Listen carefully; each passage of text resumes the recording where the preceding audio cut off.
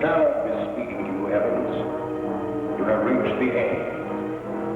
You will walk to the window and step out into eternity.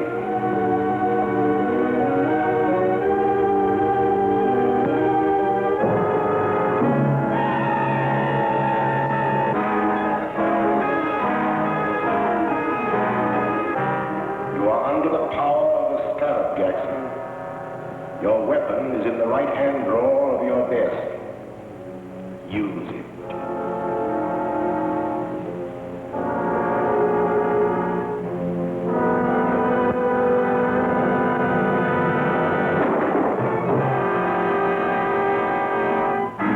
The death of Harold Jackson, well-known attorney, is another link in the chain of mysterious crimes known as the Purple Death Murders.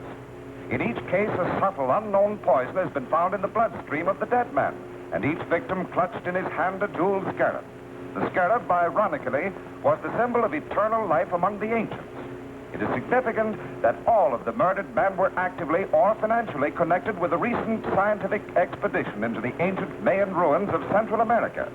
The authorities are completely baffled, and the mayor has called District Attorney Grant Gardner to appear before a meeting in the office of Police Commissioner Dryden. Well, Mr. Mayor. And how are you, Commissioner? Hello, Grant. The commissioner's been alibying his failure to turn up anything in these Purple Death Murders. What are your excuses, Mr. Gardner? I don't make excuses, but I do have a definite plan. And that is? I'd rather not discuss it now. You'll have to be patient. You remember the commissioner and I have cleaned up crime waves in this town before. Yes. That mysterious Captain America did most of your work for you. If we could only contact him now. I feel certain that this new crime wave will bring him out of hiding to help us. And I hope so. We're up against a new type of scientific criminal. One that we'll never find in the usual haunts of crime.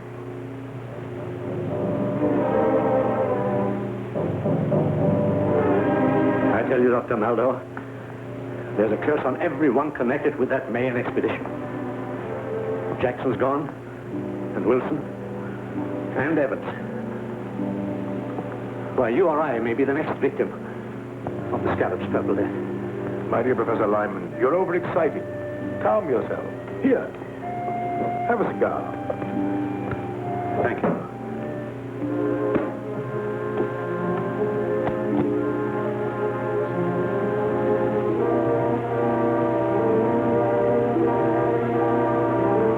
Sit down, Professor. Sit down. If there is an ancient curse upon us, this Scarab who invokes it must be peculiarly merciful.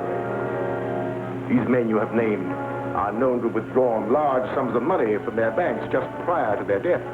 That's true. But I'm not wealthy. Ah, but the Scarab wants other things. Rare jewels, paintings, antiques. He also wants scientific secrets such as you possess. Just what do you mean? The Scarab wants the plans of the thermodynamic vibration engine which you have invented. How did you find out about my vibrator? The Scarab has his own methods of obtaining information.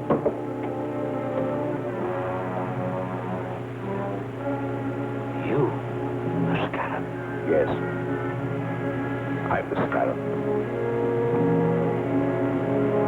It is my vengeance which is striking at all of you. It was my expedition. I uncovered the secret information and laid the plans which made it successful. And how was I rewarded? I was made the curator of an insignificant museum, while the rest of you received the fame and wealth that should have come to me. You can't touch that phone. Sit down.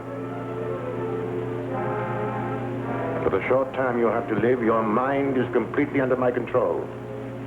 You must obey my commands. You are a slave of the Purple Death. Purple Death? But how? The fumes from this cigar. I want to know more about the vibrator. It is a device for harnessing light and sound waves into a powerful force which will disintegrate any known material. That could be used by me as a powerful weapon of destruction. Yes. Splendid. Where are the plans? At home. In the safe. Write down the combination.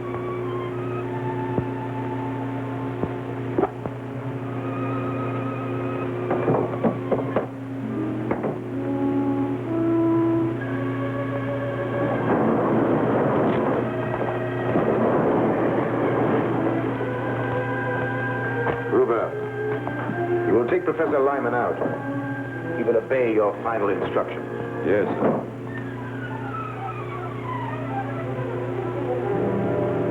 Step this way, Professor.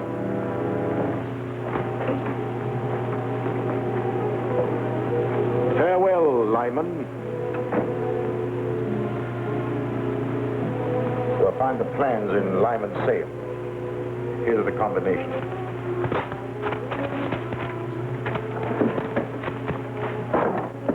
And take these purple death bombs with you. They'll be silent and effective weapons if anyone interferes. Yes, sir.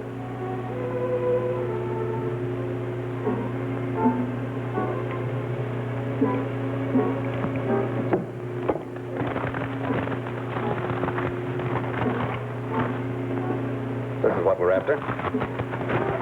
Just a minute.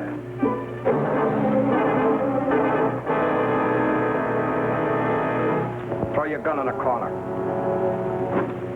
You too.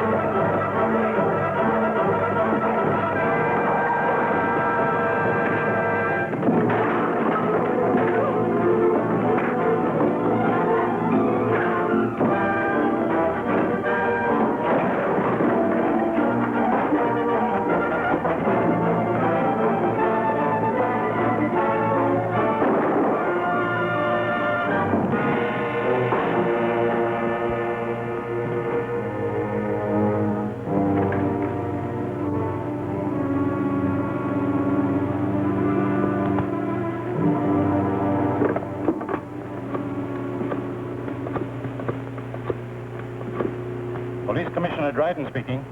This is Captain America. What's that? Where are you? Never mind that.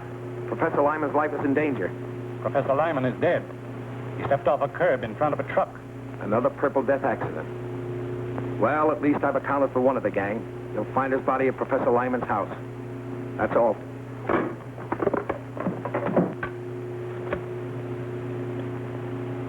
Get me the district attorney's office. Office of the District Attorney, Gail Richards speaking. Let me speak to the DA. Mr. Gardner isn't here now, Commissioner, but I expect to hear from him shortly. Well, tell him that Captain America's on the job. He just killed one of the Purple Death murderers. I'll tell him.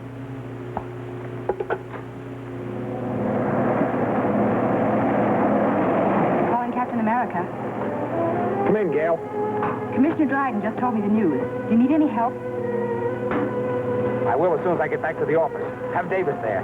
I have an important clue for him to analyze. Right. He'll be here. This stuff is distilled from the cypripedium, a little-known orchid. Highly concentrated, it fumes form a deadly poison which leave those purple splotches on the victim's face. Careful, don't drop it. Is that dangerous? It surely is. One whiff is enough. Do florists have this cypripedium plant? A few might. It's very rare. Fine. We'll trick the guilty one into showing his hand. Gail, you and I will visit the dealers in rare flowers in the morning. I'm Gail Richards from the District Attorney's office. Yes, Miss Richards. We're trying to identify the plant from which this liquid was extracted. It may help in a criminal investigation.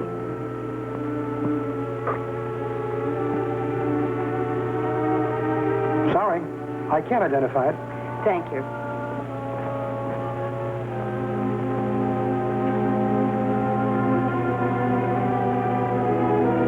No, I don't recognize it. Thank you very much.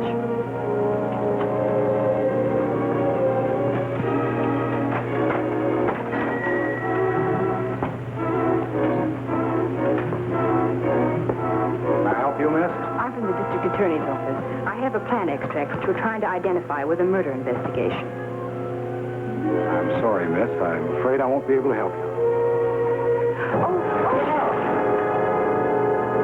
I see you do know what the Purple Death Bomb is. You fooled me, all right, but it isn't going to do you any good. Get in there. Don't talk. Move.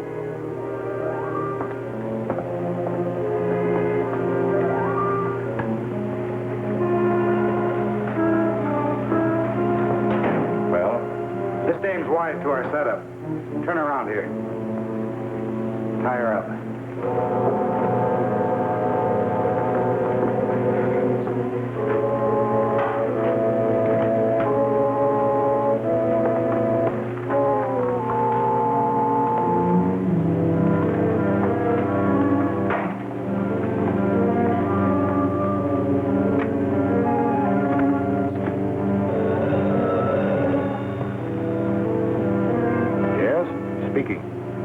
The district attorney's office just came in.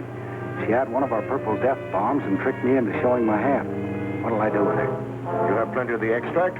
Use it.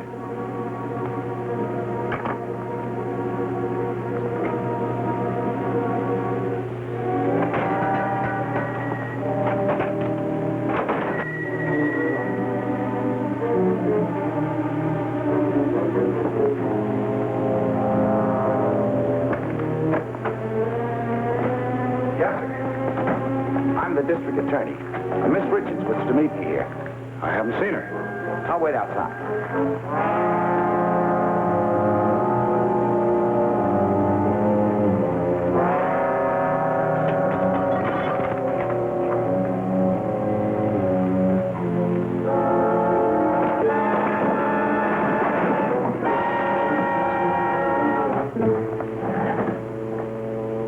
Take me to Miss Richards.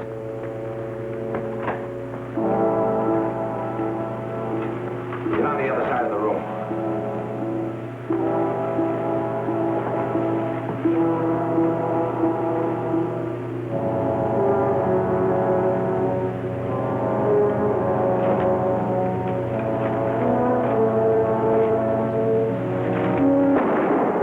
This contains the Purple Death. Drop that gun or we'll all die.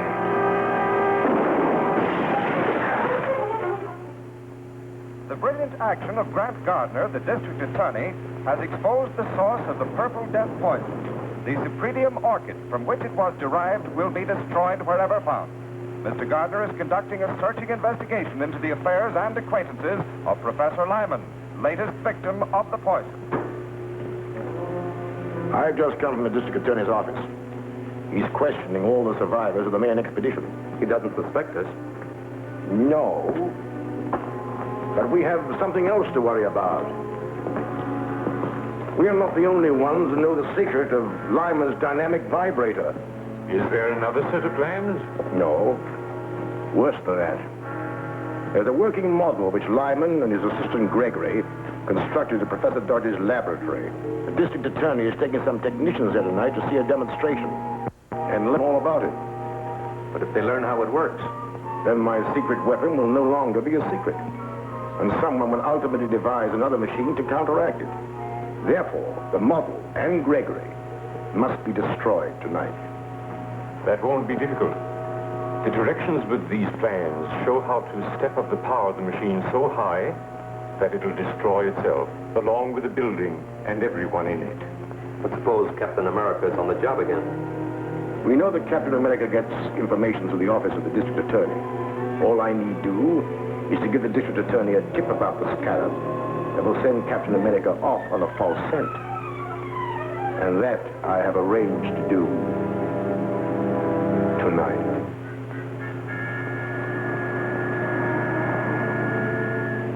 This is Eddie, Mr. Gardner. I've got a hot tip on those Purple Death killings. Can you come over? I'm afraid to leave here. Where are you? A 204 in the Arcade Rooming House. All right. I'll be right over. What's he got? A tip on the Scarab. I'll have to see him. I don't like it, Grant. It might be a trap. Don't worry. I'll be careful. I'll phone Gregory that you're bringing the technical men. Go ahead with the demonstration, and I'll be there as soon as I've seen Eddie.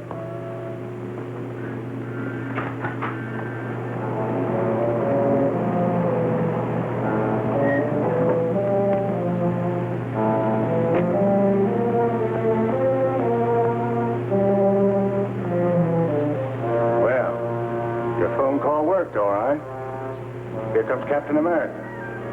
But I phoned the DA. That's right. And Captain America shows up as we expected. Well, you served your purpose, Eddie.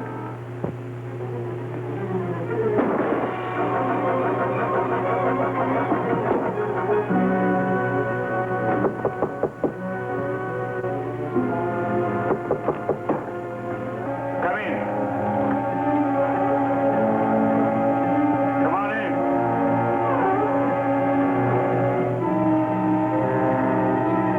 Come on in.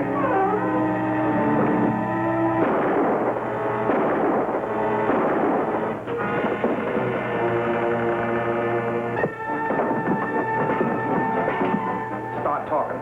Who's your boss? I don't know his name. Stop the 2 bullets left. Yes. I'll hit one presently. Wait, I'll talk. His name is Maxim. Keep talking. He wanted to get you out of the way. They're pulling a big job at the office of a guy named Dodge. I don't know what it's all about. Well, I do.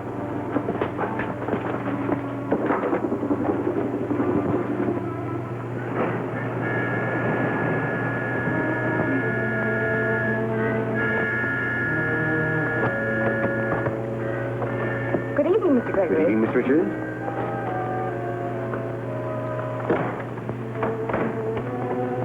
Mr. Merritt and Mr. Norden are here to witness your demonstration of the vibrator. Oh, yes, the DA telephoned me. I'm glad you came. I alone know the secret of this machine, and it's a heavy responsibility. So, come this way, please.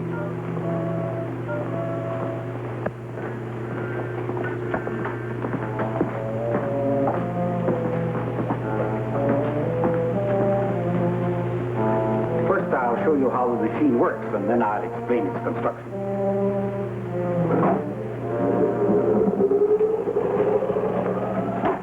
In a few minutes, we'll have generated sufficient power to destroy this miniature structure.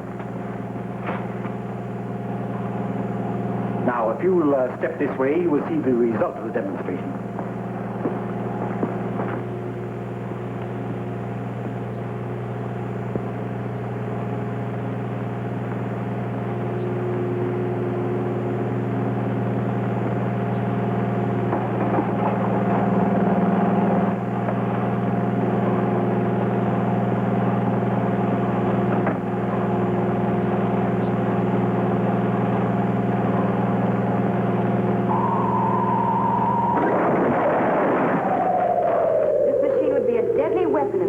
Scarab.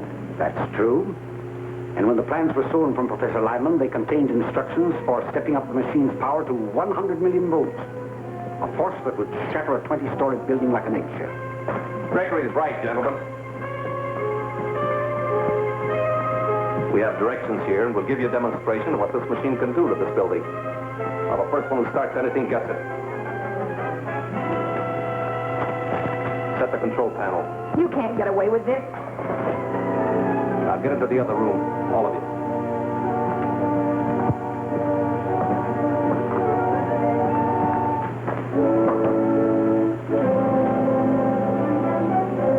Before we wreck this building, I want all of Professor Dodge's papers. Open that vault. I said open that vault.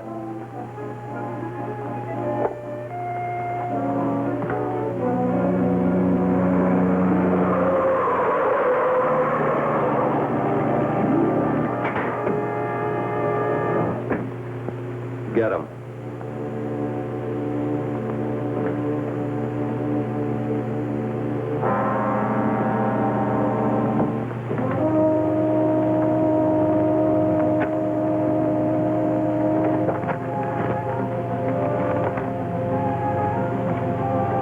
Get in the vault, all of you.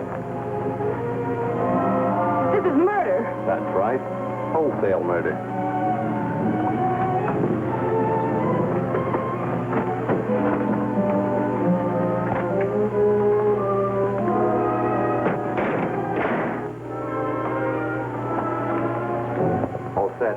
Start it up.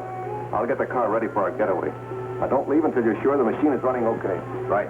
If that machine builds up to its full power, this building will collapse in a cloud of dust.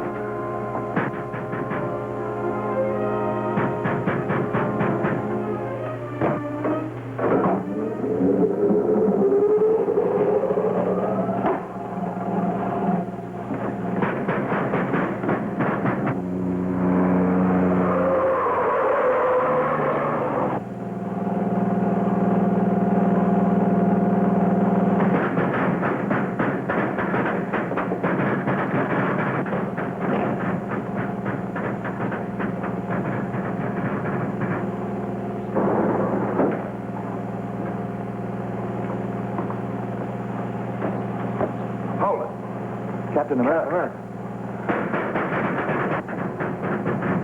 What's happening in there?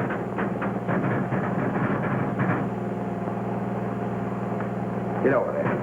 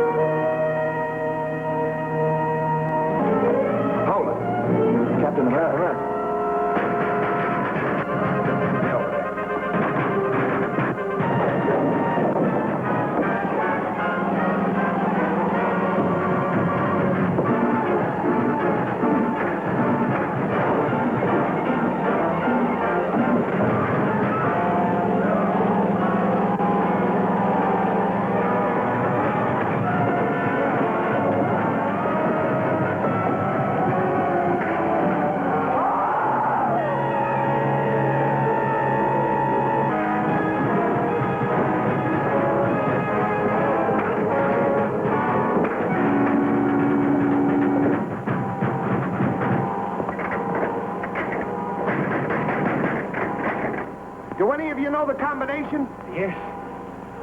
Set point at 0. Left to 17. Right to 61.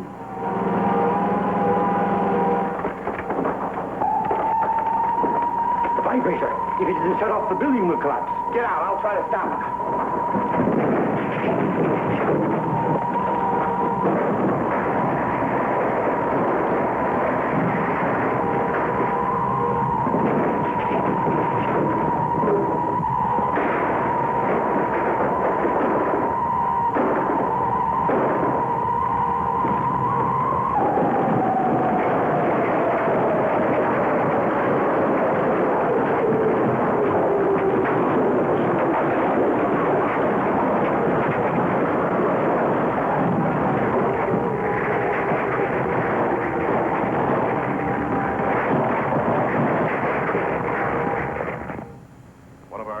Buildings destroyed. Many lives would have been lost if Captain America hadn't appeared. I'm not trying to discount Captain America's help, Mr. Mayor. I was merely pointing out that the danger is all over now. The stolen plans of the vibrator were destroyed, along with the only 2 criminals who knew how to operate it. The Scarab is completely disarmed. I'm afraid that's not entirely correct, Commissioner. You know that Matson got away with most of Professor Dodge's papers and plans. What were the plans?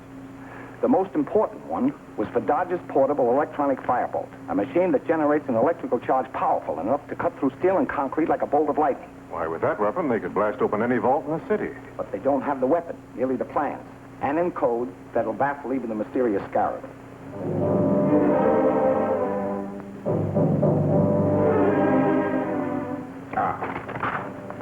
We're getting nowhere.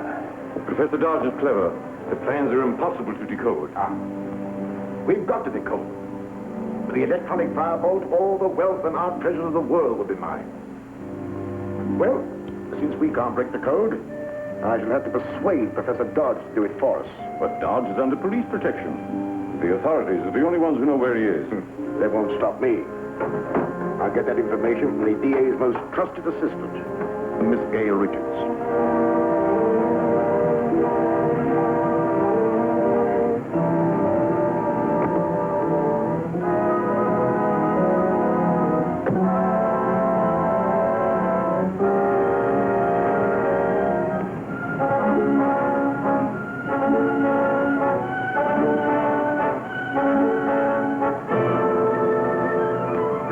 Richards. I was introduced by the district attorney. Remember? Of course, you're Dr. Maldor. What's the matter, Miss Richards? Your ring. It's sharp. It scratched me. For a purpose, Miss Richards.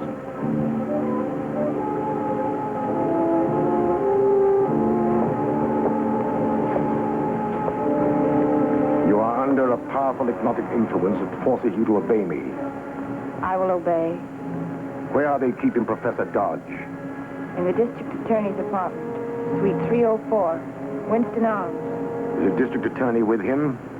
No, but he's going there soon. How is he guarded? There's a policeman in the apartment with him. Now listen carefully. You will go up to your office and telephone the man who is guarding Professor Dodge and tell him that 2 detectives from the district attorney's office are coming over to question him. You must hurry, as the effect of the serum will be working off in a few minutes. When it does, you will remember nothing that has happened. Do you understand? I understand. Good. Then go quickly.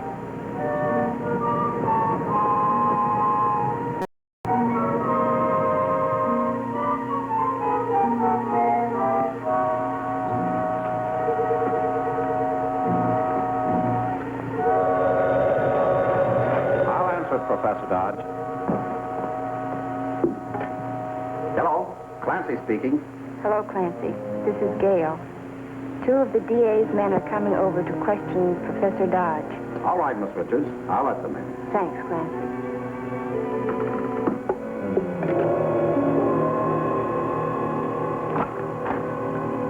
Hello, Gail. Say, what's the matter? I don't know. I feel dizzy. What you need is fresh air. Suppose you drive over with me to see Professor Dodge.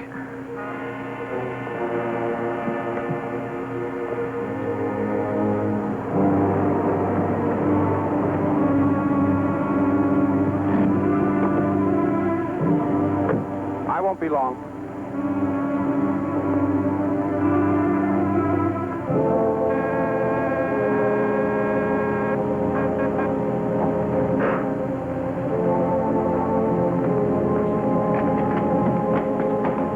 Hello, Clancy. How's everything? You're covered, Mr. District Attorney.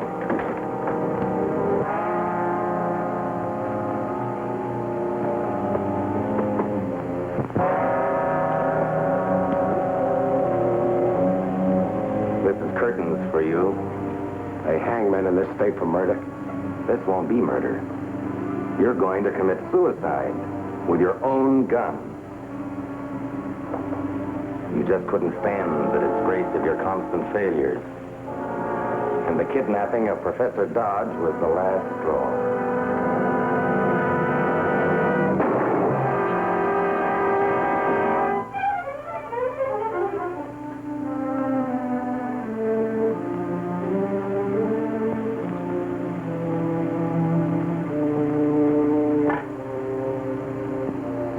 Oak Ridge 631.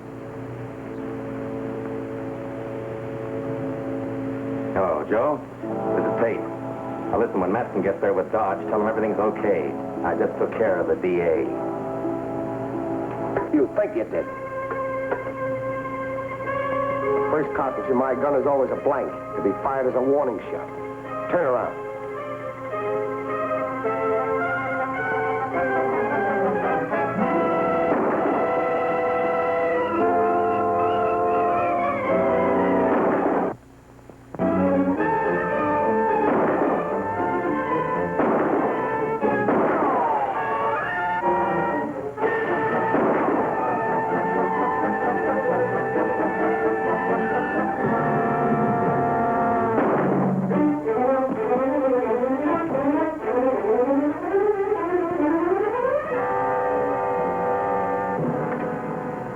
This is the district attorney.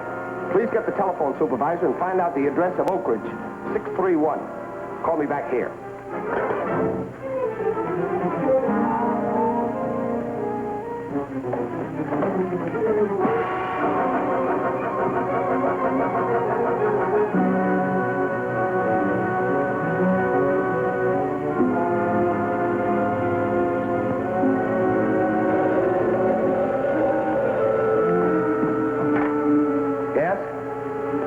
Watson Feed Barn, Glenmore Road.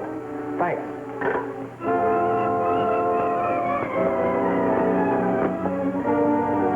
Matson has taken Professor Dodge. I'm going after him. Clancy's up in my apartment out cold. You phone the commissioner, tell him what happened, and then take care of Clancy. Right.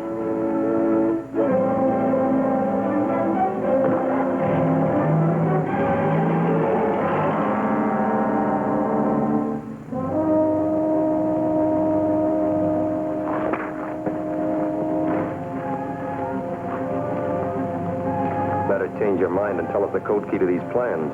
No.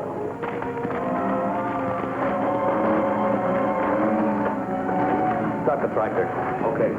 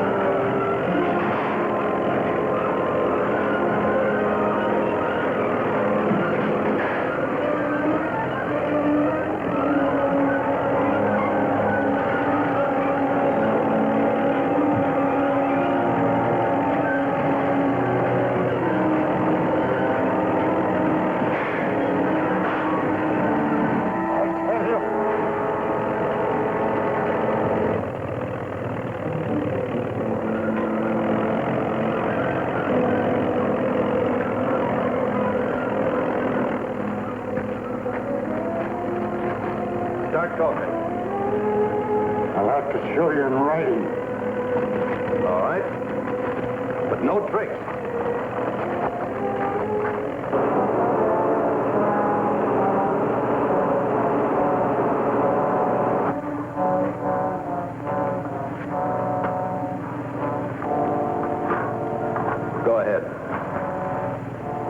All the specifications and letters instead of numbers. Code is based on the 10-letter word Davenport.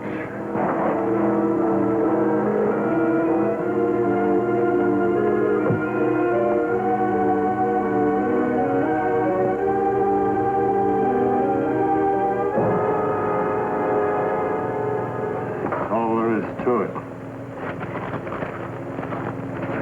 This better be right. Tie him up again.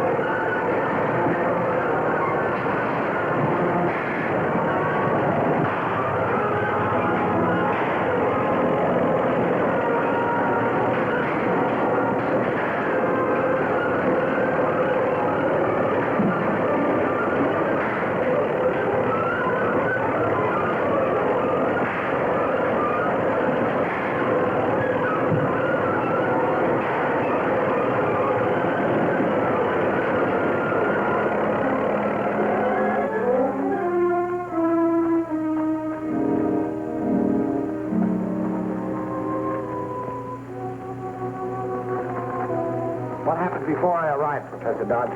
They forced me to reveal the code key to the plans to my electronic firebolt.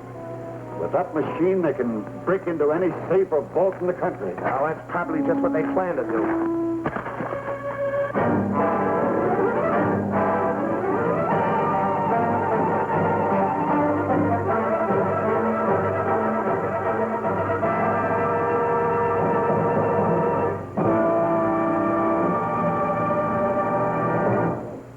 Some mysterious device which burns through steel and concrete, thieves last night broke into the Hammond Art Galleries. Many of the world's most priceless paintings, old masters, irreplaceable originals were removed. The daring safe breakers are still at work. Their latest objective was the home of Jacob Mortimer, the famed collector. Rare manuscripts and first editions of inestimable value have disappeared. Insurance losses to date have already exceeded $1 million.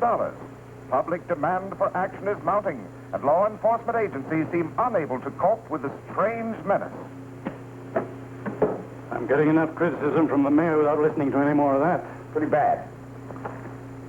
That electronic firebolt is a powerful weapon in the hands of criminals, but I think we can stop them now. You mean it's that machine that Professor Dodge really locates the firebolt? You can depend on Professor Dodge. His locating device will be finished today. And the next time they use that firebolt, we'll have a chance to trap the Scarab's gang. At this rate, you'll soon have every art treasure and antique of the city. Don't be too confident. The district attorney is no fool, and Professor Dodge is a very competent scientist. They haven't stopped us yet. No.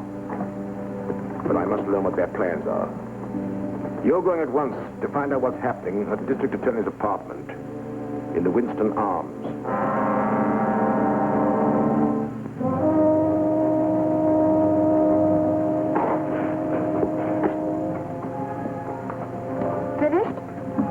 Except the installation of the fire-tone tube, which must be fitted by the skilled technicians of the Munson laboratories.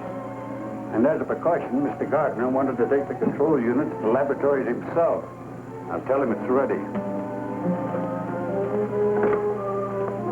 Get me the district attorney.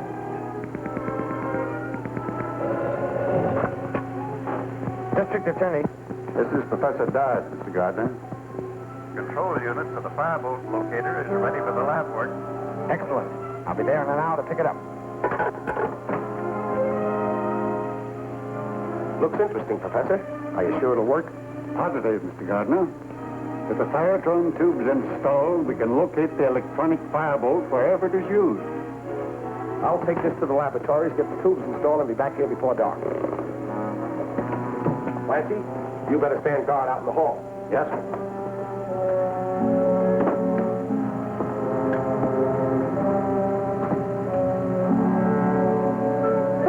With Grad's car. I've got to warn him.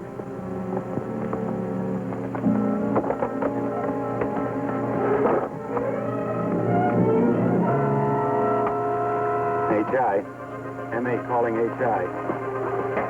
Come in, M.A. The job's finished. The stuff will make his motor heat up. And as soon as it hits the boiling point, the car will explode like a bomb. Here he comes.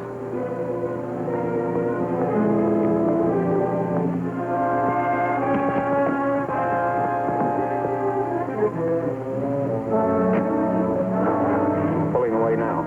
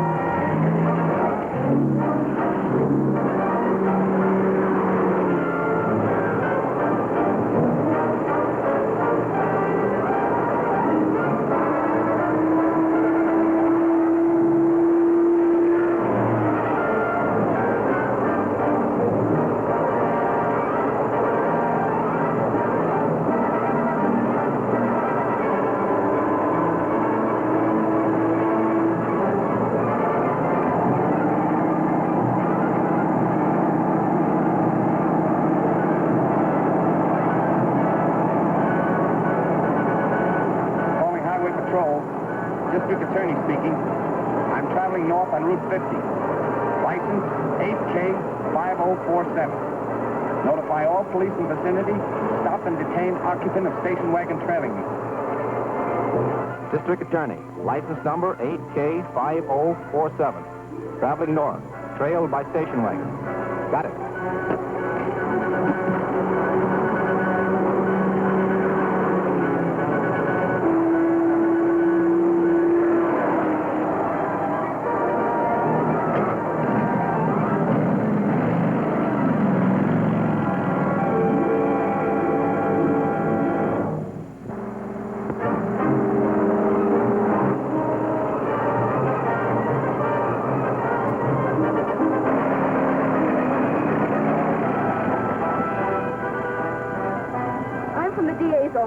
Here are my credentials.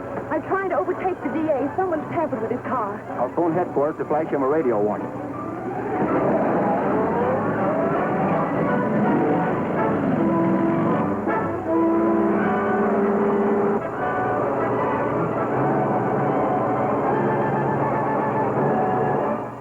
That's right, the district attorney's car.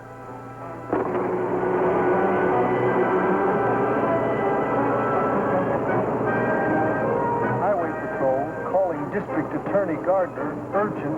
Come in, please. County speaking. What's wrong? Examine your car for trouble. It's been tampered with. Thanks, I'll check it.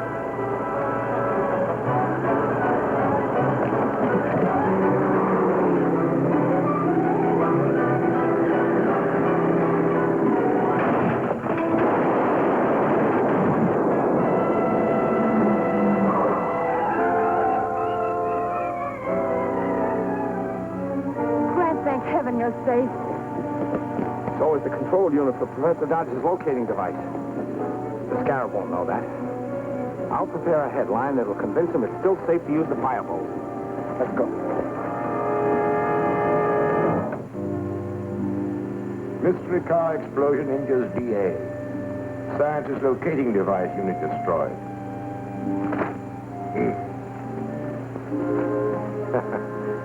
So, we were successful. Now we can proceed with our attack on the National Platinum Company's refinery vault without interference of the district attorney. We know the thieves will use the stolen firebolt again. And when they do, its electronic radiations will illuminate this bulb. Then I'll run the pointer along the contact points.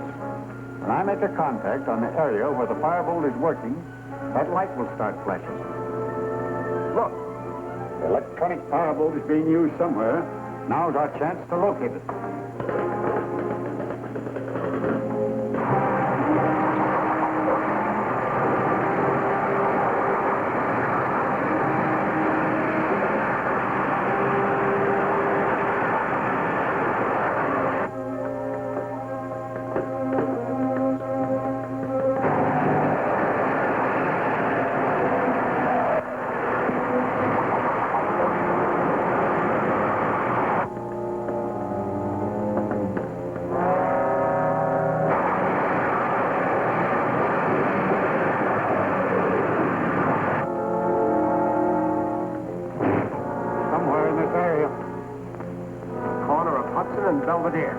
Thanks, Professor. That's all I need to know. Mr. Gardner's a brave man. I'd feel much happier if Captain America were with him.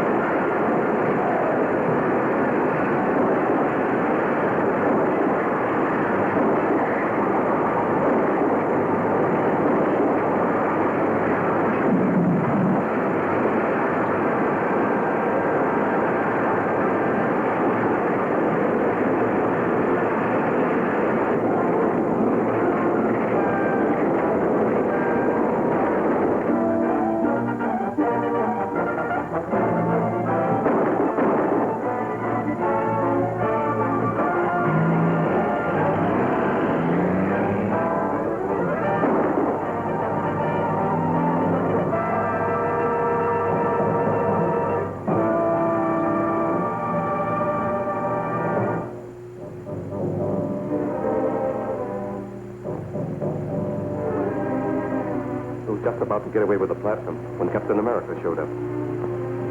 Then you lost the fireball. Yes, and the robot-controlled truck, too.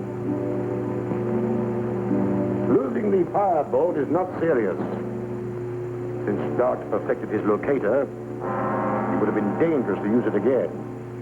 But we must recover that truck at any cost. It would take months to duplicate its robot control and television unit. Let's see where they've taken it.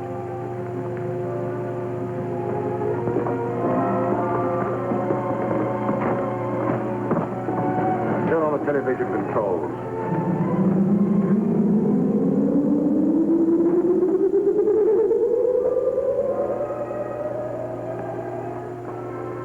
Those policemen would follow if we took it now. We must wait until they are removed. Stay here and keep your eye on it day and night. Government Museum, Dr. Maldor speaking. This is Grant Gardner, Doctor. Sorry to call you so late, but something important has just come up. Yes? I just received a phone call from the attorney of the late Professor Lyman. He's reading the will in the morning. Since you and Professor Dodge are beneficiaries, he wants you both to be there. I'll be glad to attend. What time is the meeting? 10 o'clock in the morning at the Lyman residence.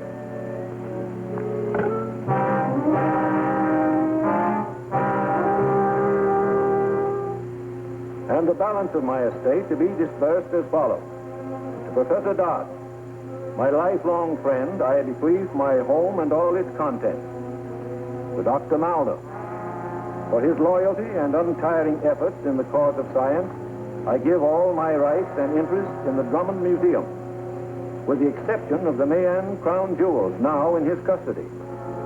The jewels will be turned over to Professor Dodge and sold to finance an expedition into the Mayan jungle to search for the lost city of Zada. That is all, gentlemen. Now that you've inherited this estate, Professor, do you propose to live here? I hope so. If you think it's safe. I'll make it safe. I'll keep police guards around here as long as there's any sign of danger from the Scarab. Thank you. What progress are you making in the Scarab case? Not much, but Captain America's turned a truck over to us that may hold a clue. Mechanic is checking it now. You should be able to give me a report on it by the time I get there. Now, if you'll excuse me. Well, I must be getting back to the museum. I'll deliver the Mayan jewels to you tomorrow. Very well, I'll expect you. Goodbye.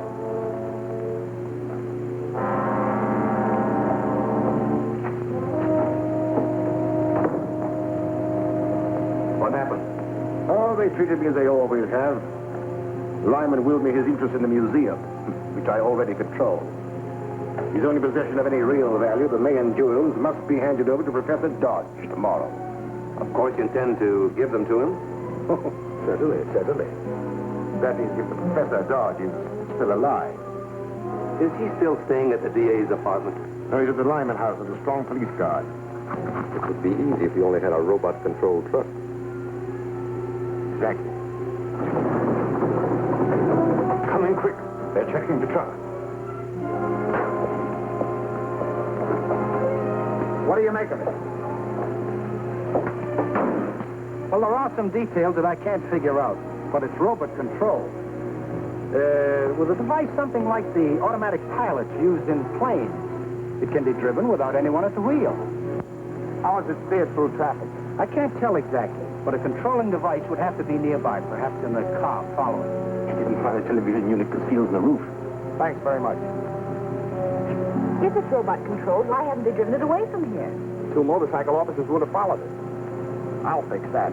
Then they can take it whenever they want. And when they do, I'll be inside. All right, boys. I'll take over now.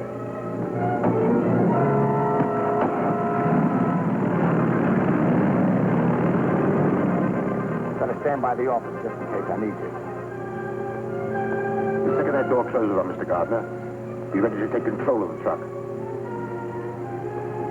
All set. Good. Take her away.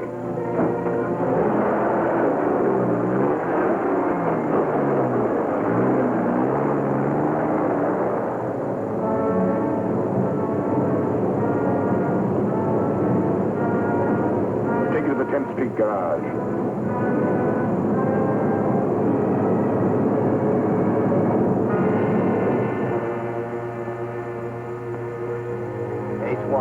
calling B10. H1 calling B10. B10, come in. The robot truck is on the way to you. Be ready for it. We're set. Get set for the district attorney, too. He's in the middle compartment. The Scarab wants him alive. Alive, get it? Right.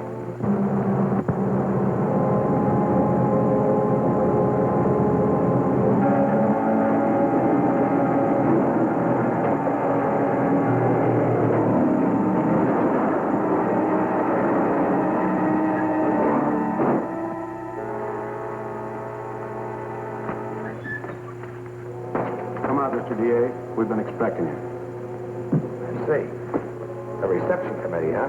We're just the doorman. The committee will take care of you later. Tie him up.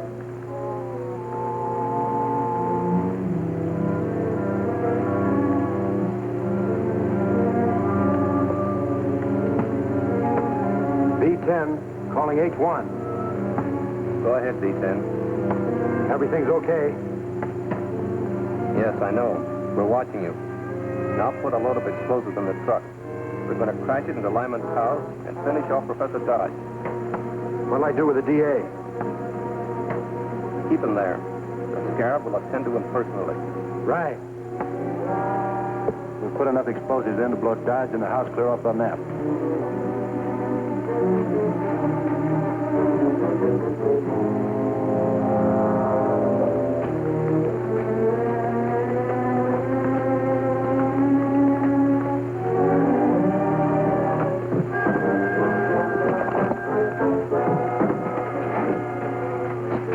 Traveling bomb. Open the doors. Start it up.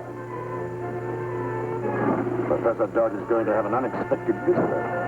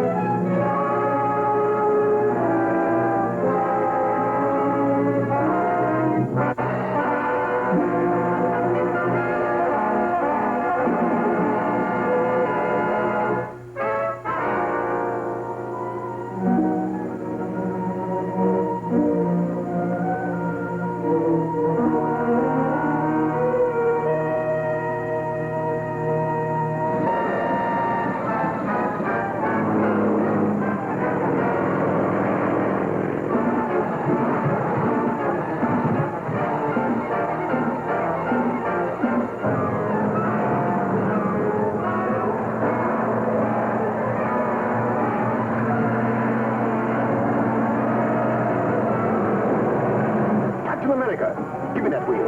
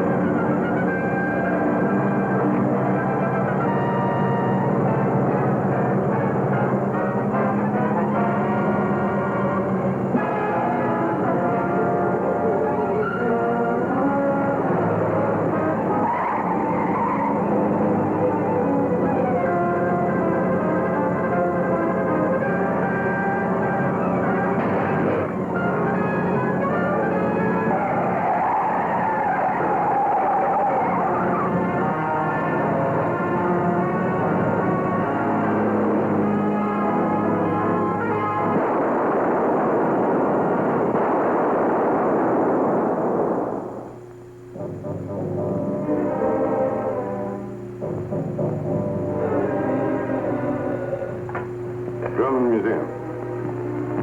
Just a moment, please. Professor Dodge. Oh. Hello, Dodge. I've just decided to go to South America with the Fletcher expedition. We're leaving tomorrow on the Hermosa. I can't stand being under the constant threat of death in the Scarab. Yes, I know. I read the papers. You've been through a terrible ordeal. Is there anything I can do? Yes, my ship sails at 4 in the afternoon. Could you bring me the Mayan crown jewels in time for me to turn them over to my dealer? Certainly. I'll be there in good time. Is there anything else? No, thank you. The district attorney is attending to all the arrangements. He's keeping a police guard here until I leave and furnishing an escort to the pier. Fine. I'll see you tomorrow.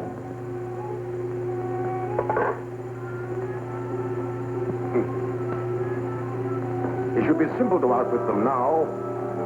Matson? This is an assignment for Agent M32. Have him make a reservation on the Hermosa. And instruct the steamship line to call for his trunk at his rooming house.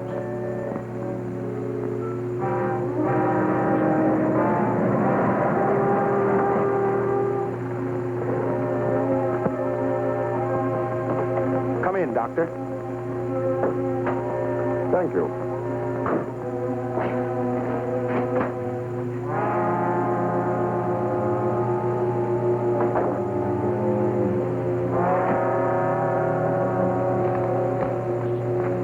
Here is a list of the jewels. You'll find the collection intact. Of course. Beautiful, aren't they? Precious stones that women love and men die for. True enough. Would you sign this receipt, please?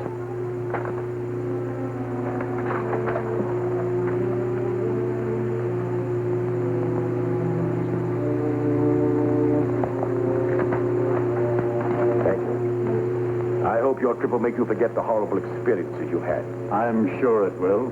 Perhaps by the time you return, the district attorney will have caught the Scarab. I'll keep trying.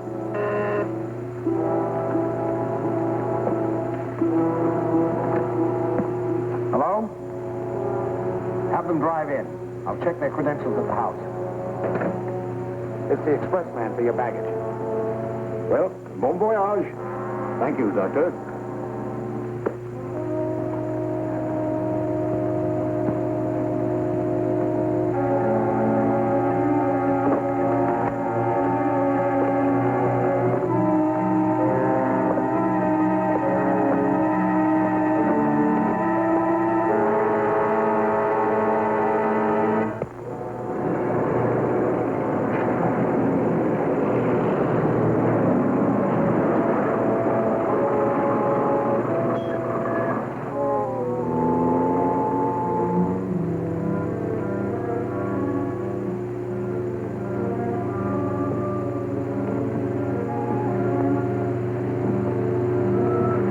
The baggage is in the hall.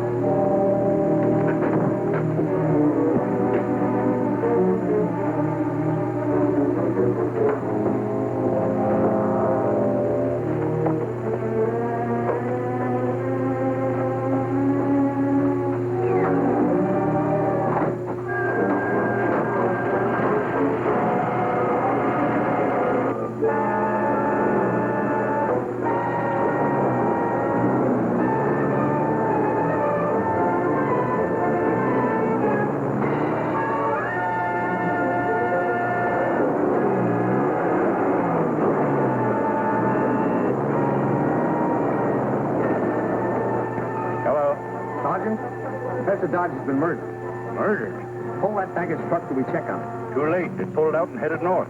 Have your men search every inch of the house and grounds. I'm going after that truck. Search the ground.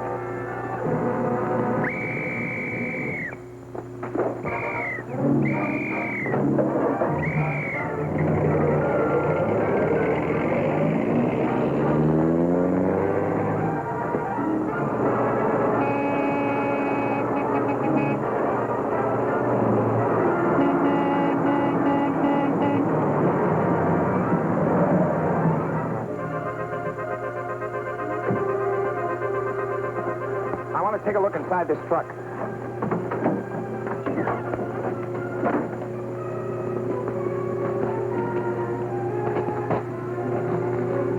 How'd that trunk get opened? I don't know. It was closed when we put Mr. Dodge's baggage in. Dodge has been murdered. And the man who did it hid in that trunk and then got out somewhere along this road. Who shipped it?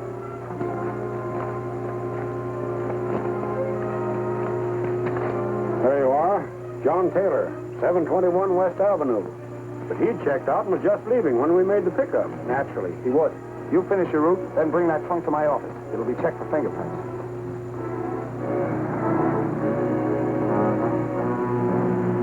Did you have any luck, Chief? Yes.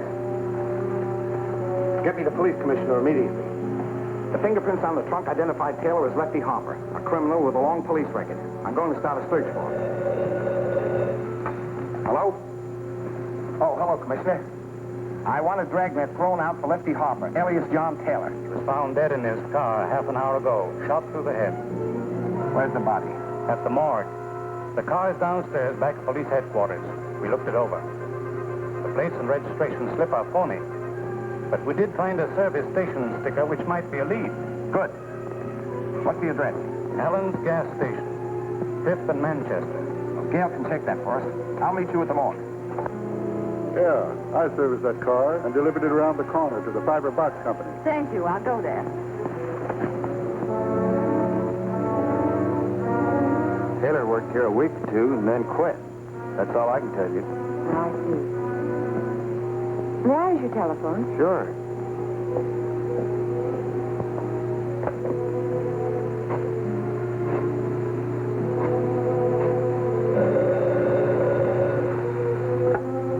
Hello?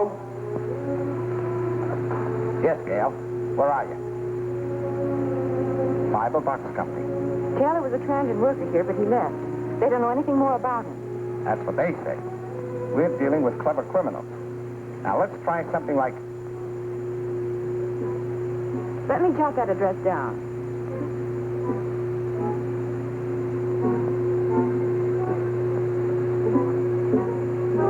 I'll go right over. Thank you.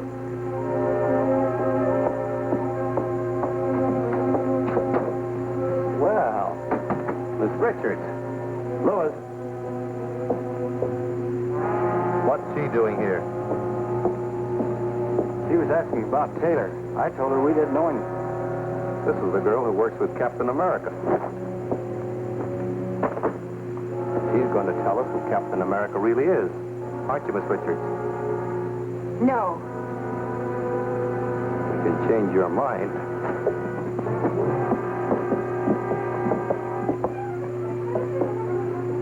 Show her how that paper cutter works.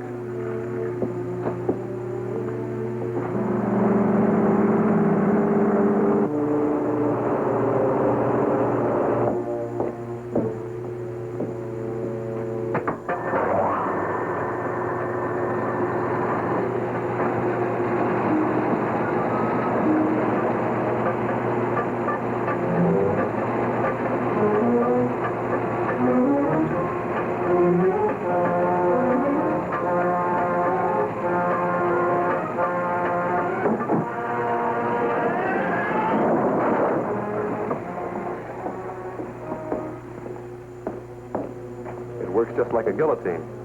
Ready to talk? No. She'll change her mind when that blade starts down towards her neck. Tie her up.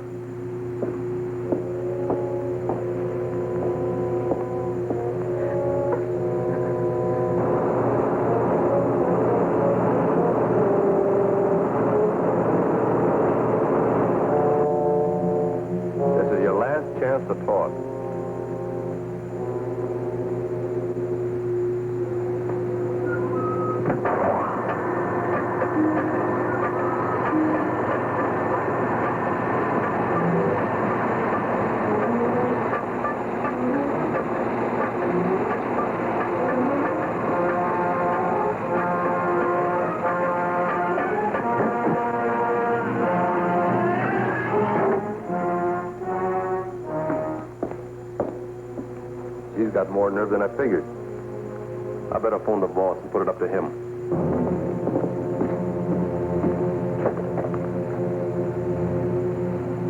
Lois, who used this phone last? The girl. She left the connection open so they could hear us. We've got to get her away fast. Captain America.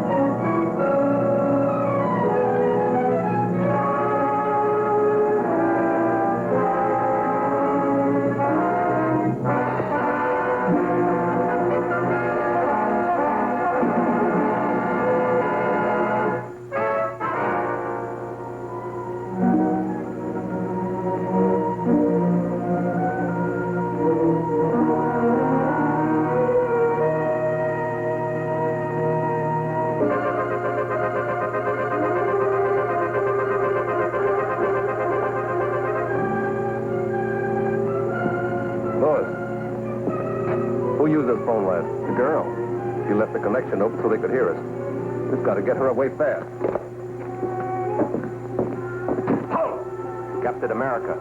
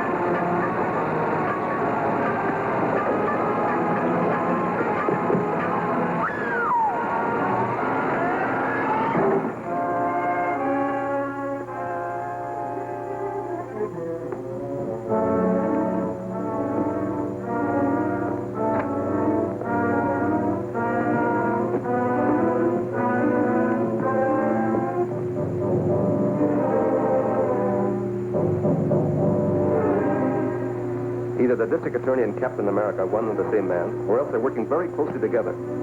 The girl called the DA's office and left the phone open so they could listen to us. Then Captain America arrived. Well, we will fire over our Captain America in due time. Now we must get ready for the next move. The next move? Yes, against Henley, the petroleum magnate. He also was a member of the Mayan expedition which discredited me. I've sent him an extortion note, which he's sure to take to the district attorney. And we must learn what the DA intends to do about it. So you're to install a radio dictaphone in the district attorney's apartment. In his apartment? If he should find me there... Ah, but he won't. I've arranged to have him come here.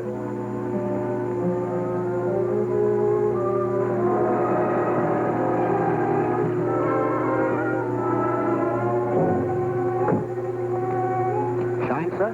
Not today.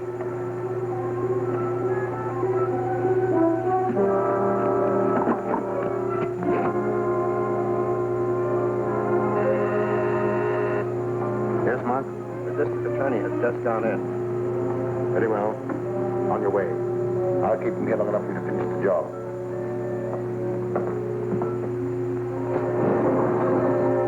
In the library.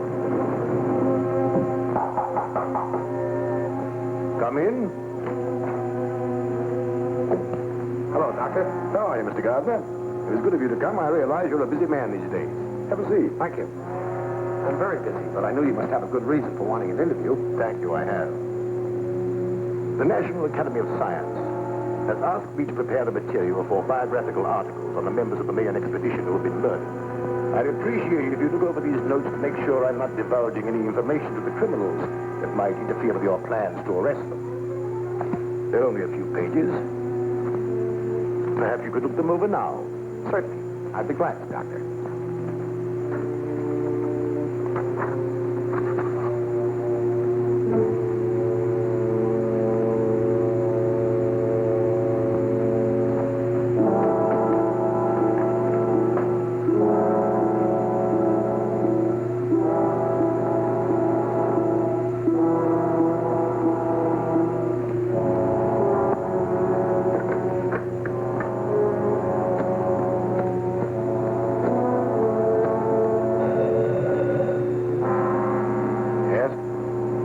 Still there? No, he just left. That's okay. I'm in his apartment now, and I'll have time to finish. Open your receiver and set it for 20 megacycles, and I'll give you a test. Very well. Gruber.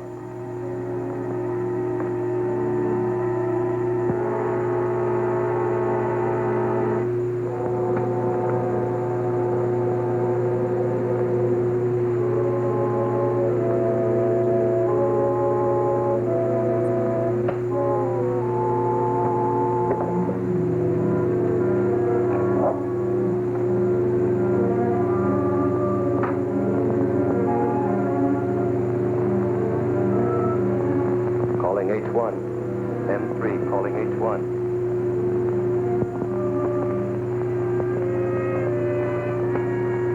Hello. Yes, sweetheart, it's okay. Now get out of there quick. The DA may be back any minute.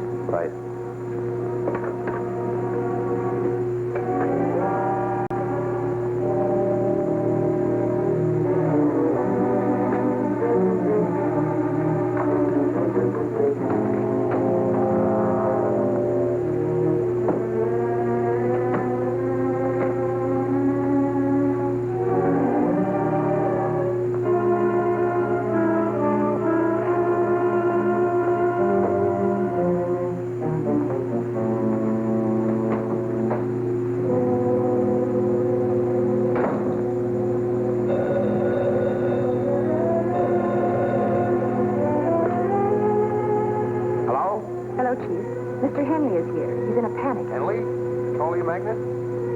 He's waiting in the outer office. He's received an extortion note signed by the Scarab. He wants to see you at once. Oh, I see. All right, Gail, get a police escort and bring Mr. Henley here. When did he arrive? About 10 minutes ago. I've been trying to get you, but your line was busy. What? What's that?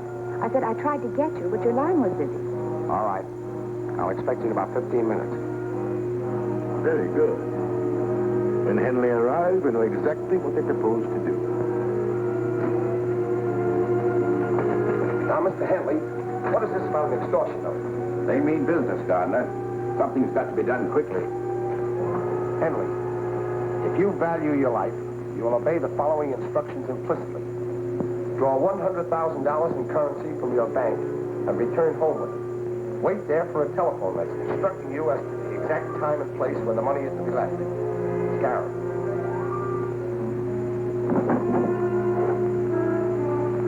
How did you receive this? It was pushed under my door. Do you intend to pay this money? Of course I intend to pay. It's my life I'm buying. I consider it worth the price. I'll consent on one condition. You are to remain on the police guard, and Miss Richards will deliver the money. That's satisfactory. Will you try and capture the extortionists when they come for the money? That won't be necessary. We have a specially constructed carrying case for just such an occasion as this. It has a secret compartment containing a radioactive cell, which keeps sending out a signal. By means of triangulation, we can locate the case wherever it is taken. Perhaps to the headquarters of the Scarab himself. I'll take care of the mechanical spy. We'll take every precaution to protect you. But remember, we're probably dealing with a homicidal maniac. You call me at my office as soon as you learn where the money is to be delivered. I will. We'll walk you to the elevator. Now the homicidal maniac will plan a counterattack. Bye, and good luck. Thank you.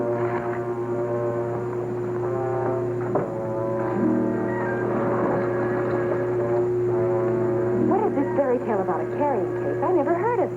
Neither did I. It's a good idea. But you told Mr. Henley. I not only told Henley, I also told the Scarab. When you said my phone had been busy, I realized someone had been in the apartment. I searched and found a radio dictograph concealed in the bookcase. Then they think... Just what I want them to think.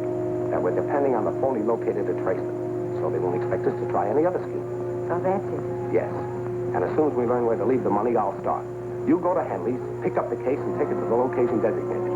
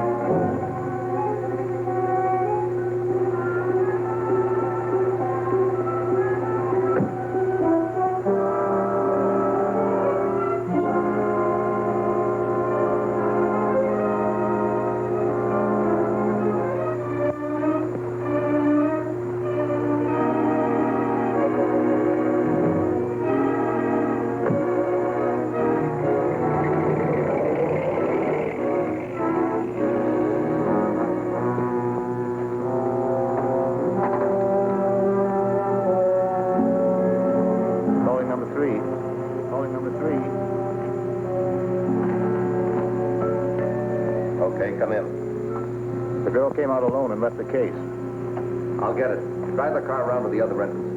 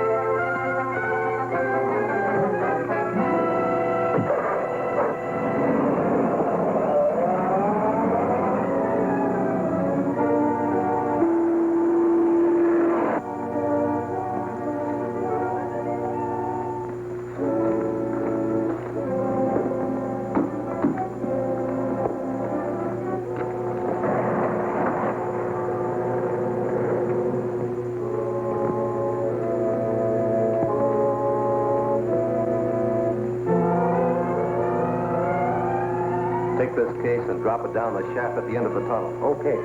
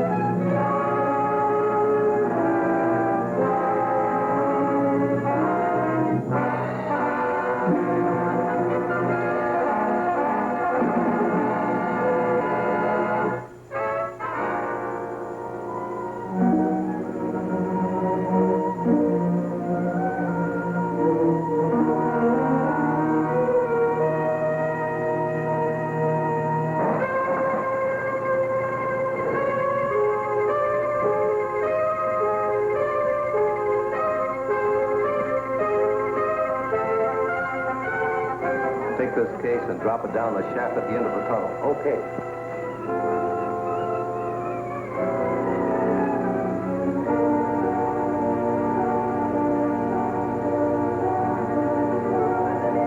Get your hands up, Matson.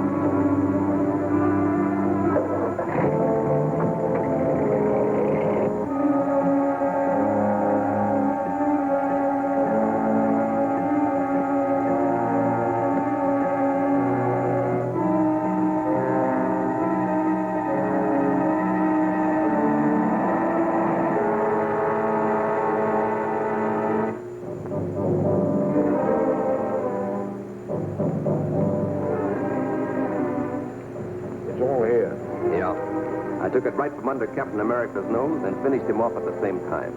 You should have gone down the shaft to make 7. Anyhow, we got the money and outsmarted the district attorney. Perhaps. Ruth is checking now.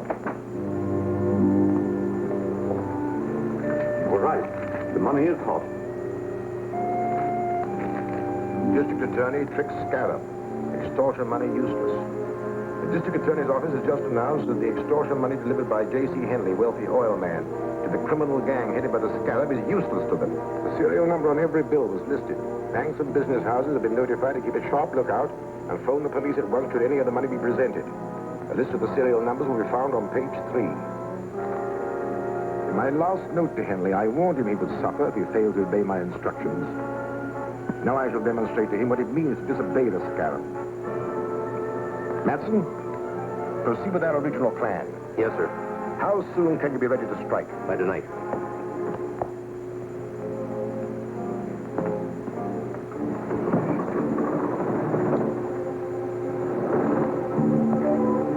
After tonight, Henley will be glad to pay any price I demand, in spite of all the protection he can get from the district attorney. And although your trick to prevent the use of the money was successful, you will soon learn how dangerous it is to disregard the Scarab's orders. Scarab, when did you get this note? It slipped under my door about an hour ago. You know, I was a fool to take your advice. I should have paid the money without any strings and had it all over with. What assurance do you have that the Scarab would have stopped with one demand? Once you start paying extortion money, there's no end to it. But the second note doesn't ask for money. It just threatens me. Oh, I want to help you, but, well, I've got to consider my own safety. I've considered that, too. And made arrangements to keep you right here in my own apartment under guard. But neither you nor any member of that Mayan expedition can be really safe until the Scarab and his gang are run to earth. Of course, you're right. It's a hopeless task. Not exactly. This was in the pocket of the man found at the mine. Just a card from a used car lot. It isn't much of a clue. No, but it does indicate that the dead man has had some connections with the used car lot.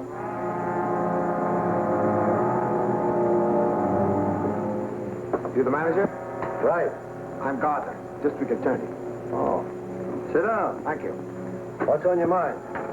Have you ever seen this man? Why, yes. I sold him a truck the other day. What type? Panel job. I've got the specifications right here. Funny thing about it, too, he had me looking for several days. Had to be just right.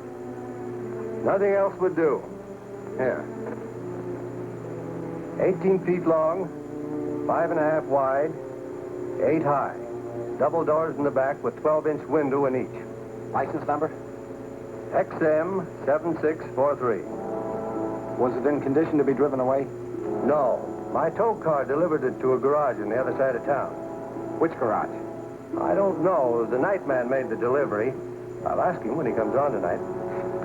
Phone me the address to that garage as soon as you can. I'll be waiting in my office. Sure.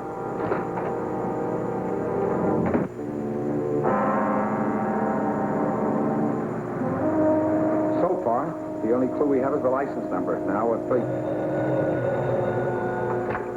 Hello? Just a moment. It's for you, Chief. Hello? Hello, Mr. Gardner. I have the information you want.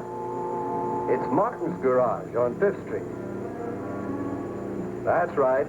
Martin's garage.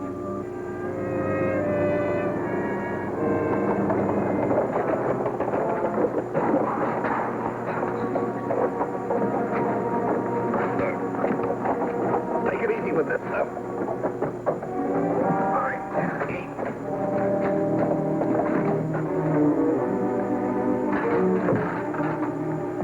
This sure looks like one of the real company trucks. Yeah, good job.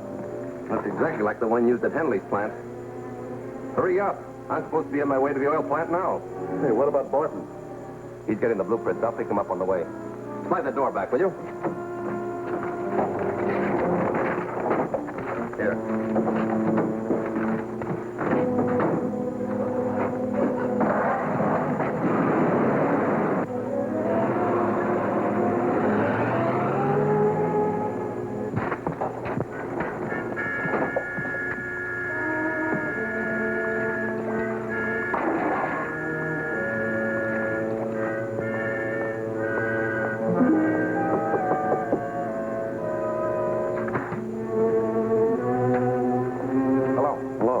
What can I do for you? I'm the district attorney. I'm looking for a large panel truck. Well, we don't sell trucks. We only fix them. You misunderstand me. The large panel truck was towed in here the other day for repairs. The license number is XM 7643. Oh, yeah. It needed a new motor, and we didn't have any, so we turned down the job. The owner took it someplace else. You don't know where it was taken, do you? No, I don't. And you didn't do anything at all to it? No, not a thing. You don't mind if I look around, do you? Oh, go ahead. Help yourself. Thanks.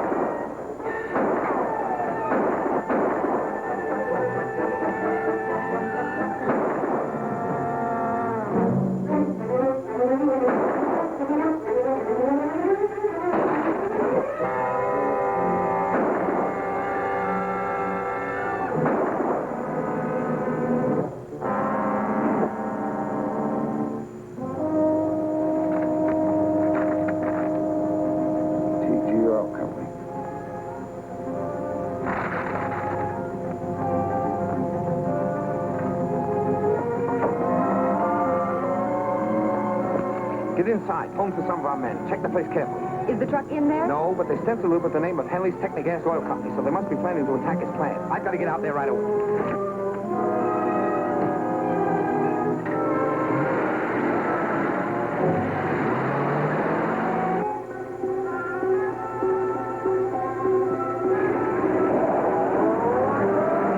Hey, wait a minute. I've never seen you before. New man? Yeah. I'll have to see your pass.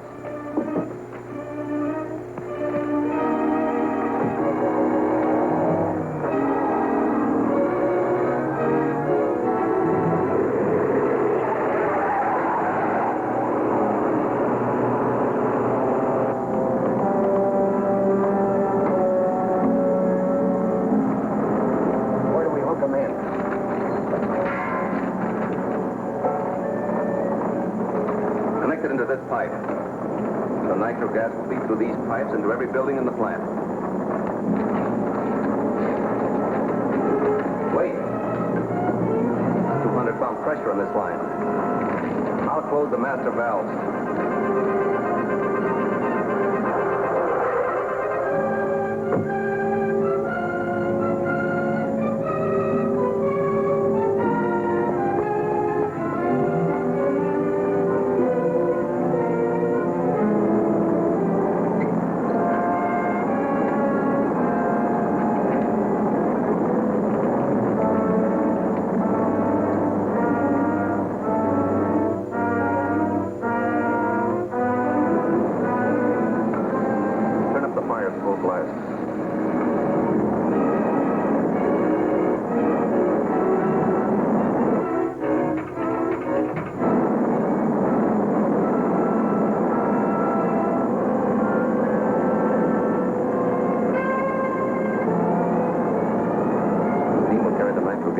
Building in the plant. As soon as the pressure hits 350 pounds, the gas will ignite and the whole place will blow up. Well, let's get out of here.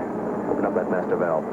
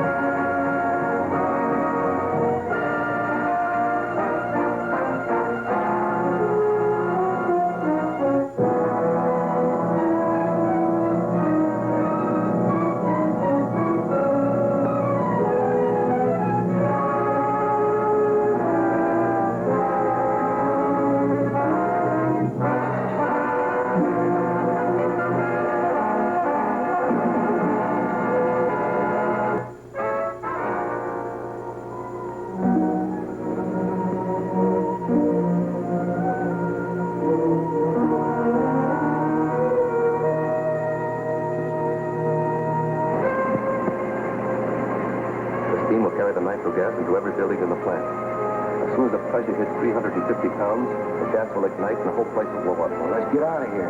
Open up that master valve.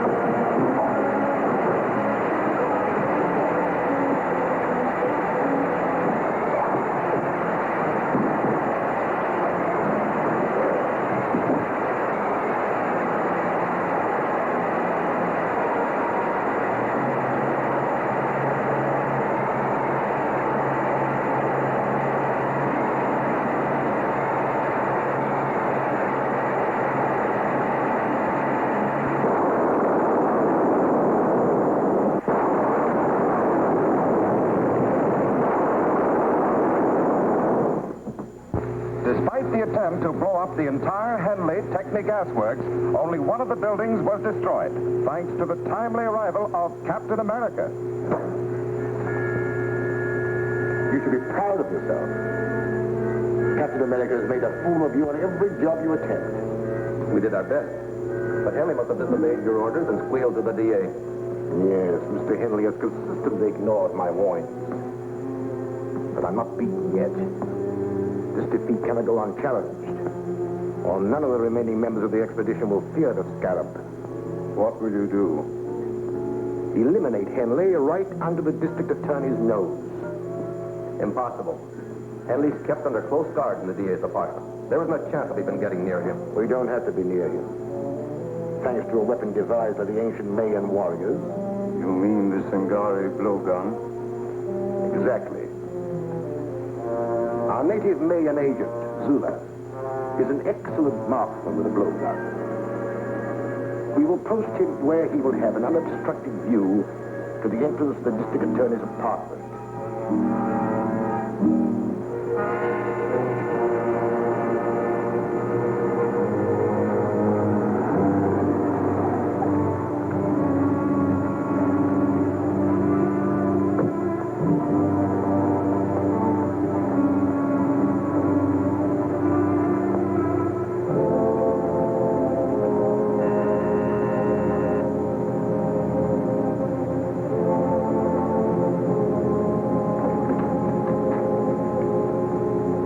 Here, Mr. Gardner.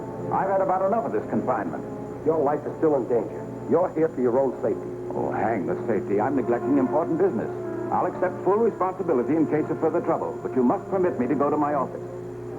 Very well, Mr. Henley. Only I insist that my men accompany you. Thanks. I'll be only too glad to have them. Clancy, you stay here. Yes, sir.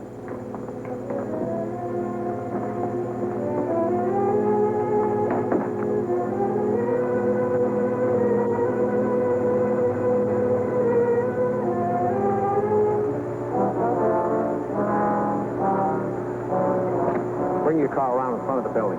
You're taking Mr. Henley to his office. I'll follow in my car.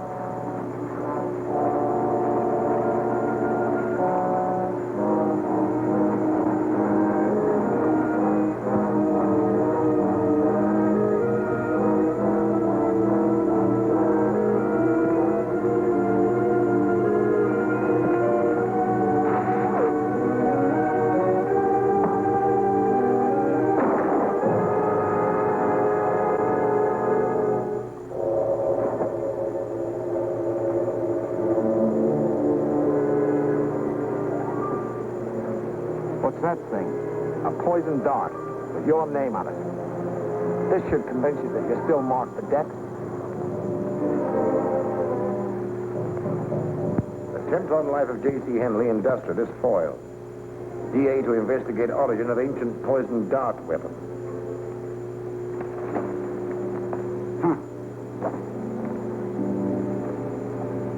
What if that smart DA traces the blowgun here to the museum? That's hardly possible.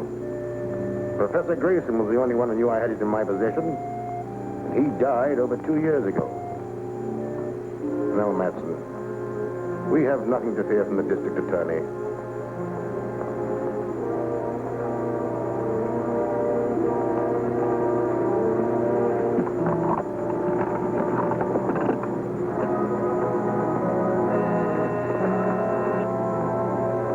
What is it, Monk? The district attorney is on his way in. All right, I'll be ready for him. Get out of sight.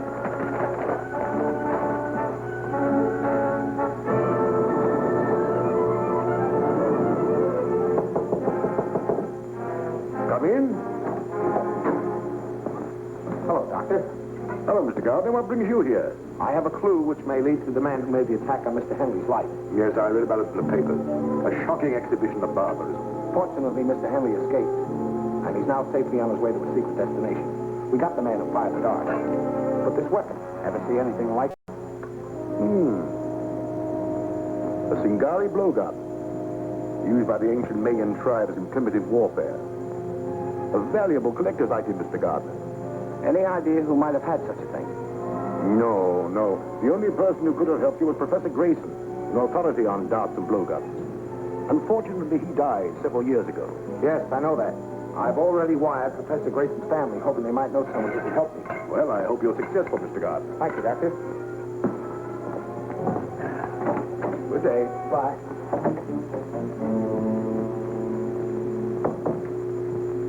Shine, mister? All right, son.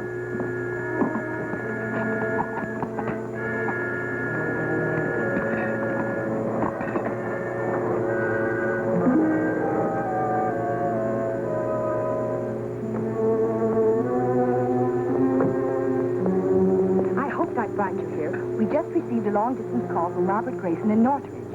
Robert Grayson? The professor's grandson. He's deeply interested in the blowgun attack made on Mr. Henley, and he offered us his help. Young Grayson has made a close study of his grandfather's work. He's sure he can identify the blowgun and probably tell us who owned it. Fine. I'll arrange to have a chartered plane ready at Central Airport tomorrow morning, and you can find the weapon in Northridge yourself. I'll take a rain check on that shine, son. Keep the change.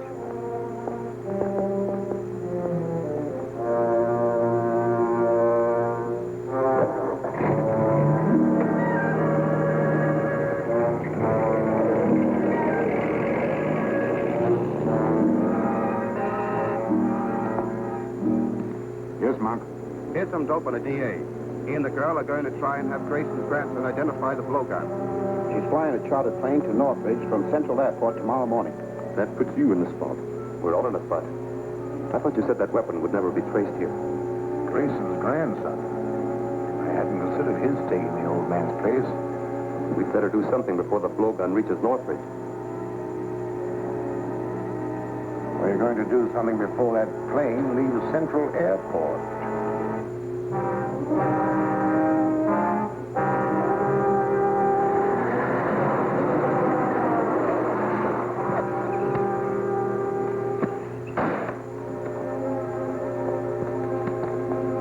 We're from the DA's office to check on that plane he ordered yesterday. It's on the field. You want to see it? Yes.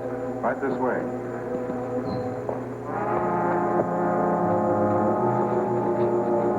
Tie him up and put him in there. I'll check with the boss. Right.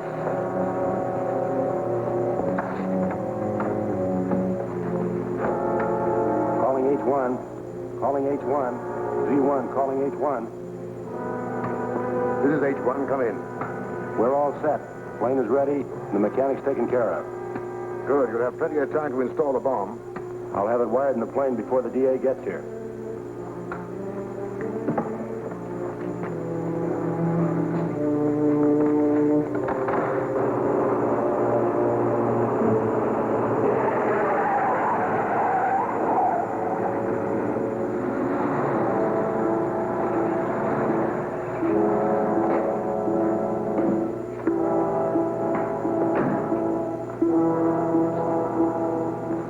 the district attorney. My plane ready? Yes, sir. She's out on the field and ready to go. Fine.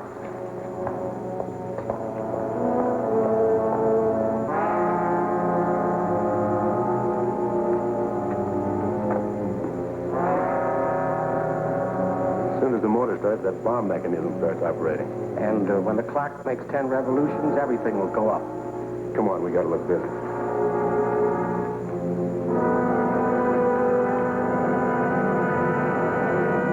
Good luck, Gail. I'll make it all right. Bye. Bye.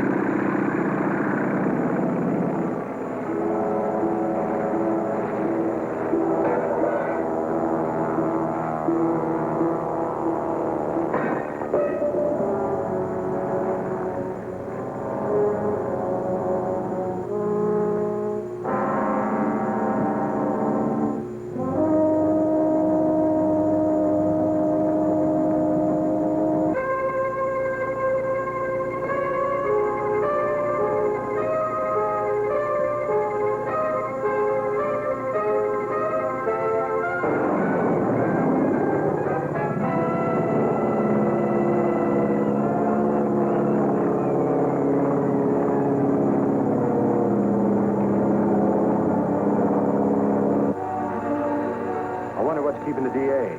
We better find out.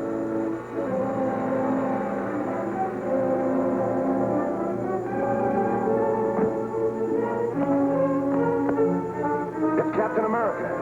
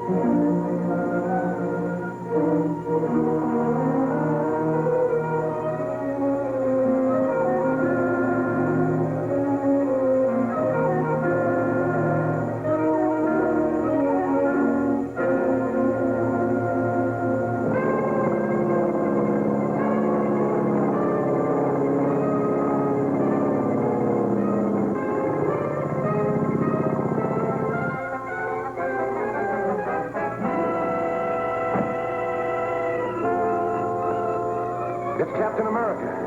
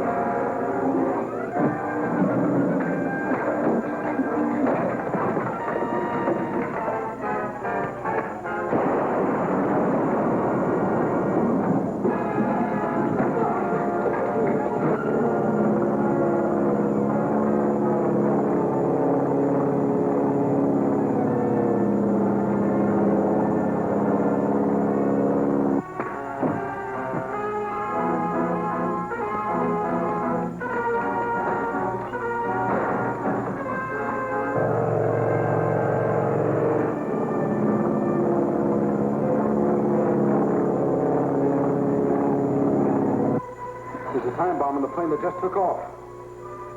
What's the radio wavelength for that plane? 1575 megacycles. Thanks.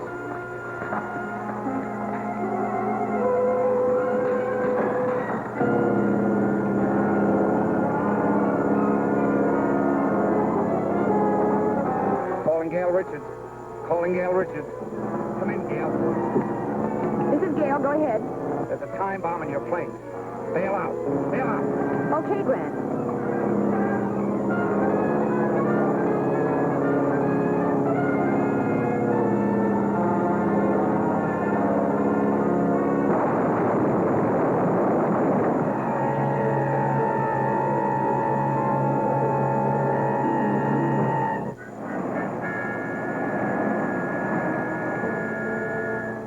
Scarab must have feared the blowgun would lead directly to him, or he wouldn't have gone to such extremes to destroy it. He certainly did a thorough job. There wasn't even a fragment of it left in the wreckage. I don't think those two prisoners will help us much. They're just two small-time thugs hired by Matson for that particular job. I wonder if the Scarab ever heard that the police make plaster of Paris copies of all important pieces of evidence. But we didn't have time to make a replica of that blowgun. I know that, but the Scarab doesn't. We could let the news leak out through the underworld that we have an exact duplicate from which Grayson can identify the owner of the original. And I'm willing to bet it won't be long before the Scarab hears about it.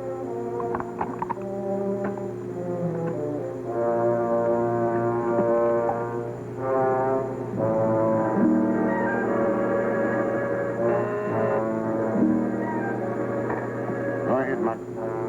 Number 31 reports the DA has a plaster model of the blowgun. He's wired Grayson to come here to identify the owner. That's all. A model? Why did they make a model of it? Routine procedure, I suppose. This calls for action. We have no time to lose. We must find out where Grayson will go when he arrives. Put every available man on the job. Check reservations on every train, bus, and plane coming into the city. Find out about all reservations in all the hotels. Get started immediately. This is a good reproduction, Walt. Should serve our purpose. But I'd like to see somebody translate those fake Mayan hieroglyphics I painted on it. District Attorney's office. Yes, Commissioner. He's right here. Yes? They fell for it, Grant. A man just asked about Grayson at the Hotel Metropole. And they told him that he reserved room 504 for this afternoon. Fine. That's just what I hoped to hear. Have you got a man at the Metropole? Yes. Donovan is taking the doorman's place. All right. Leave him there. But don't have anyone else around. I want them to be able to get away with the blowgun so we can follow them to the Scarab. We better give them a little time to get organized. Then we'll deliver this right into their hands.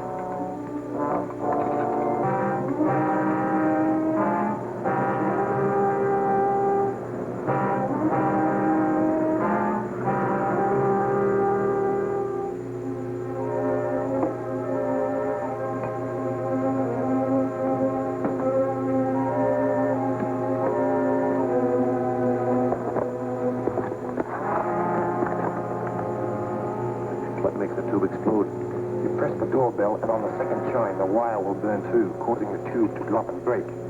The gas spreads rapidly and will knock out anyone in the room in a few seconds.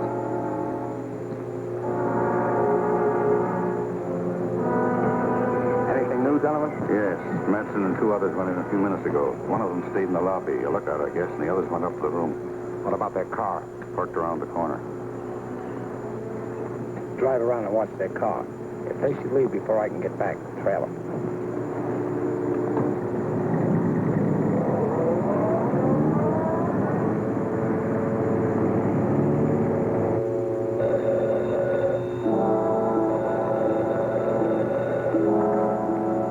Yes?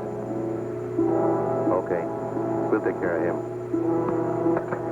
The DA's coming up here alone. He's carrying a long tubular case. The blowgun must be in it. Why is he coming before Grayson gets here? I don't know, but he's got the blowgun. That's all we want. Come on.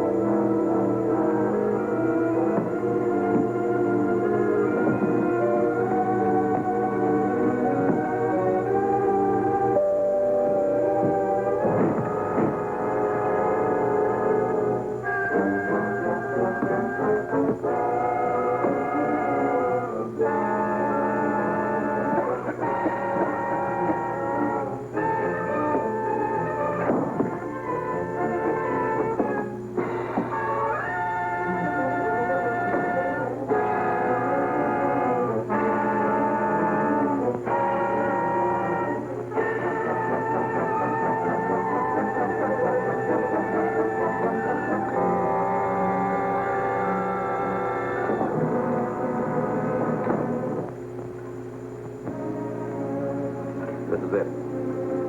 I'll take the blowgun out the back way. As soon as the gas clears, you go in and finish the DA quietly. Then report to the Scarab. Right.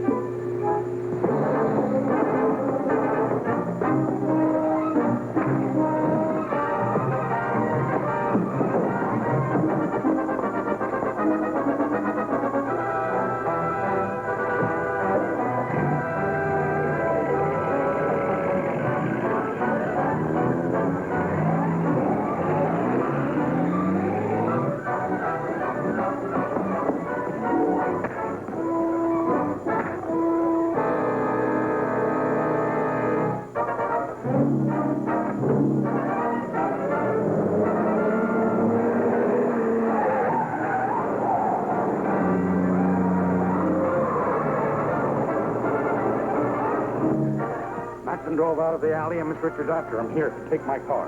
Thanks.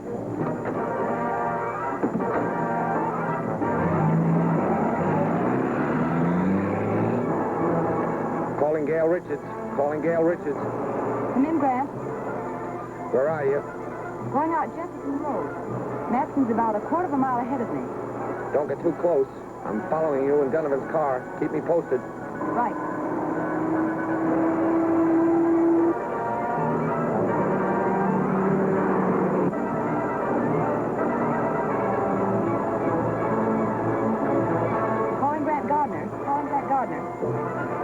Come in, Gail. He just turned off toward that old barn east of the river. I know the place.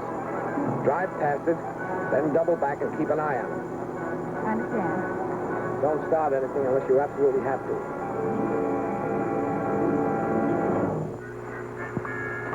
I'll have this fixed in a minute. Well, hurry it up.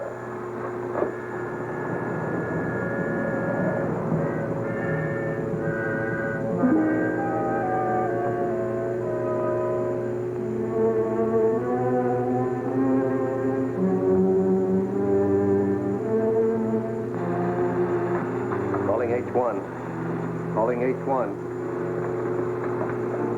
Come in, M3. Did you get the blowgun? Yes, everything's okay. I'm not so sure. Norton hasn't reported in yet. He hasn't? I better go back to the hotel and find out what happened. Norton must have got in trouble. I'm going back to look for him. You're staying right here, Madison. Back up. You too. Tie him up.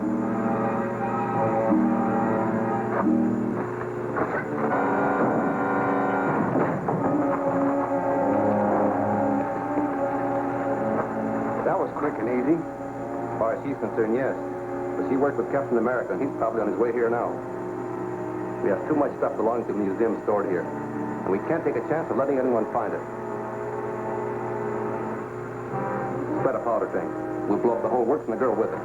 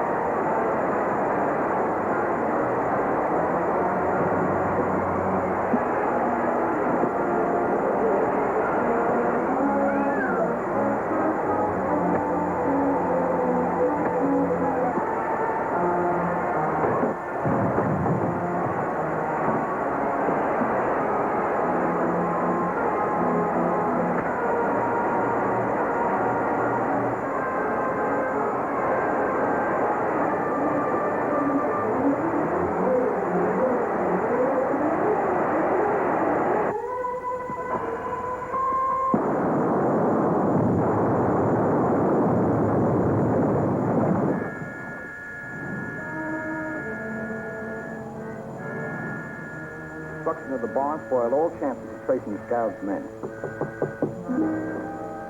Oh, Gail? Have you gentlemen seen this?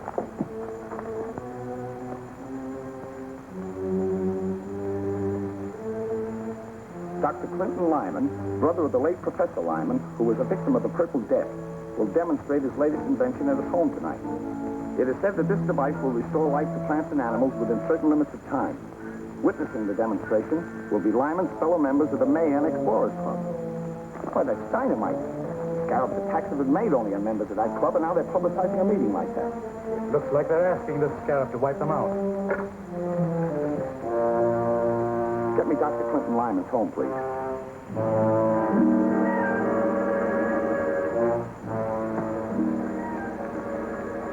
Hello? Oh, I never intended that to get into the papers. I simply mentioned it at a private luncheon at my club. I advise you to cancel tonight's demonstration. Oh, no, that's impossible. And you're only inviting disaster for yourself and your associates. No, I don't really think so. If it would relieve your mind, why not attend my demonstration? Thanks, I will. I'll be there with my assistant, Miss Richards. Scientists don't seem to realize their danger from the Scarab.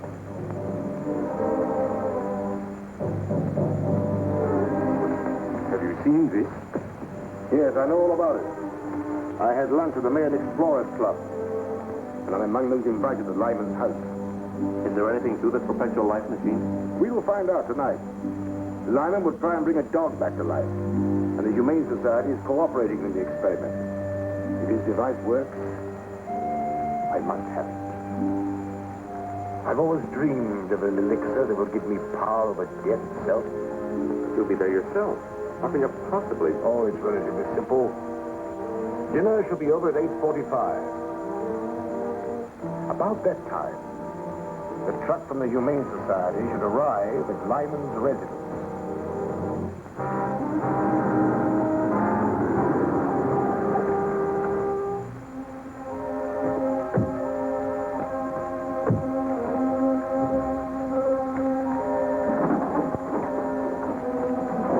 Remember, don't do a thing until you're sure the demonstration's a success. Right.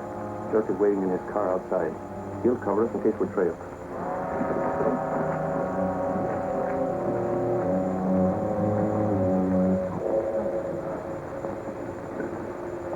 What beautiful roses.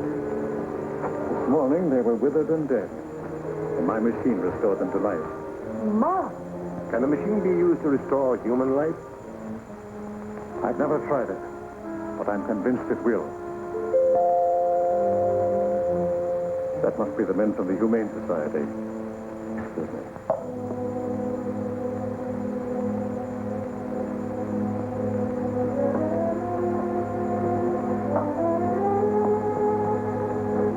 Put it here, please.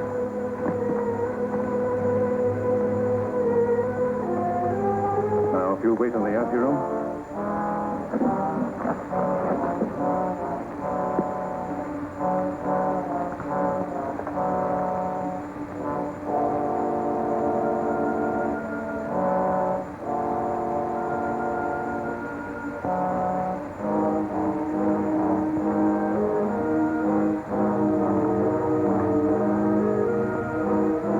Speaking broadly, gentlemen, the principle of my machine is based on the diathermic method of inducing fever by high temperature. This results in the electronic resuscitation of the circulatory system. It works in conjunction with this serum, which I inject into the vital organs.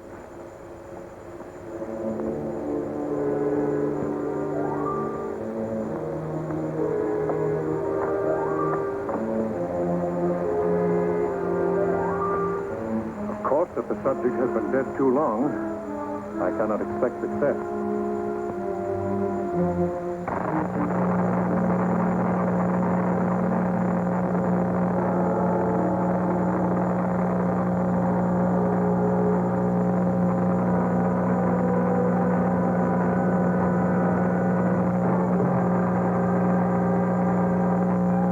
His eyes are open.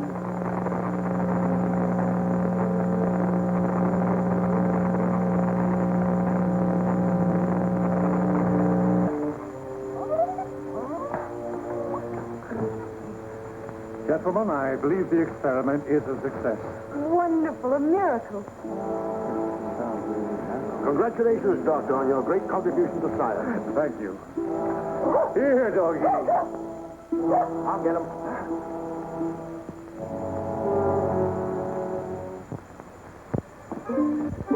Hold it, everybody. What do you do? Get away from that table.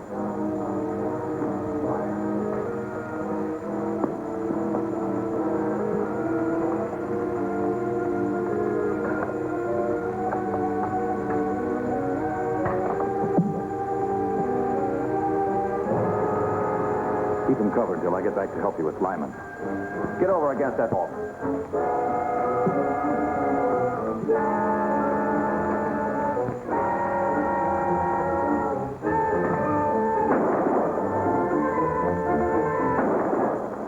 Something's gone wrong. Get away from here.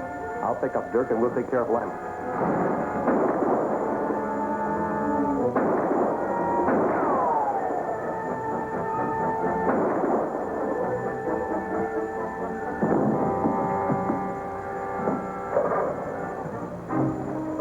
Be sure that no one leaves this house. Right. What is the meaning of all this? I don't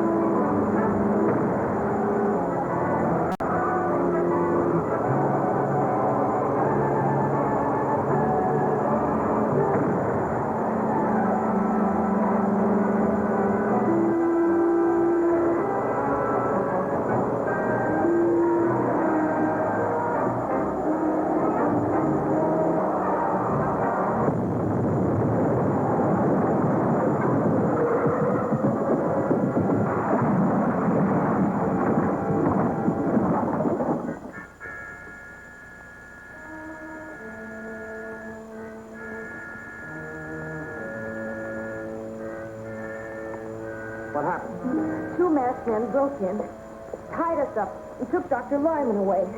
Dr. Maldor was hurt trying to resist them. Tore the mask off one man. It was Maxon.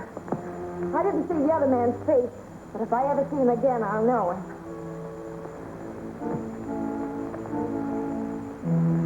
He'll be all right. Phone the commissioner to send out some detectives from the Identification Bureau. They might be able to identify that man I shot and give us a clue to the Scarab.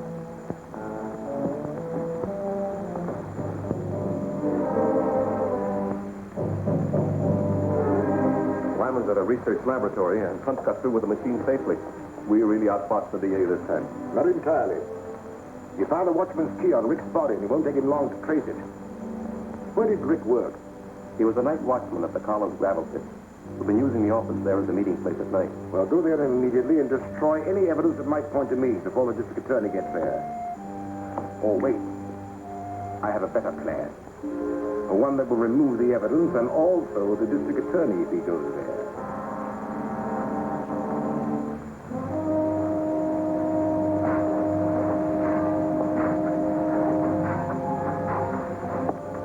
Take the plunger off about 200 yards. And be sure you keep the wire out of sight. And pick a spot where we can see the shack clearly. We want to see who goes into it before we blow it up.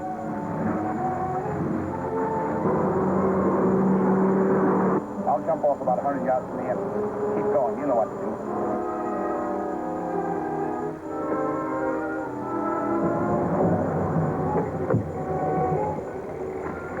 I heard a car pull up outside. It's all right. We're ready.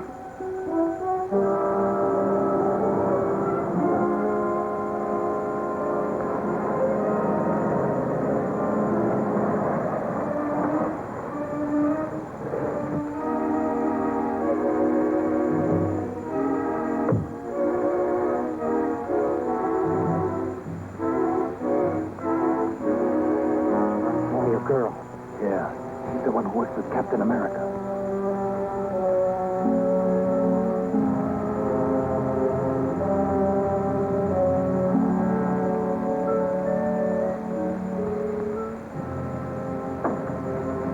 Shall I blow it? No, wait a minute. Captain America might show up, too. He'd never let her come out here alone. You're right. Get your hands up.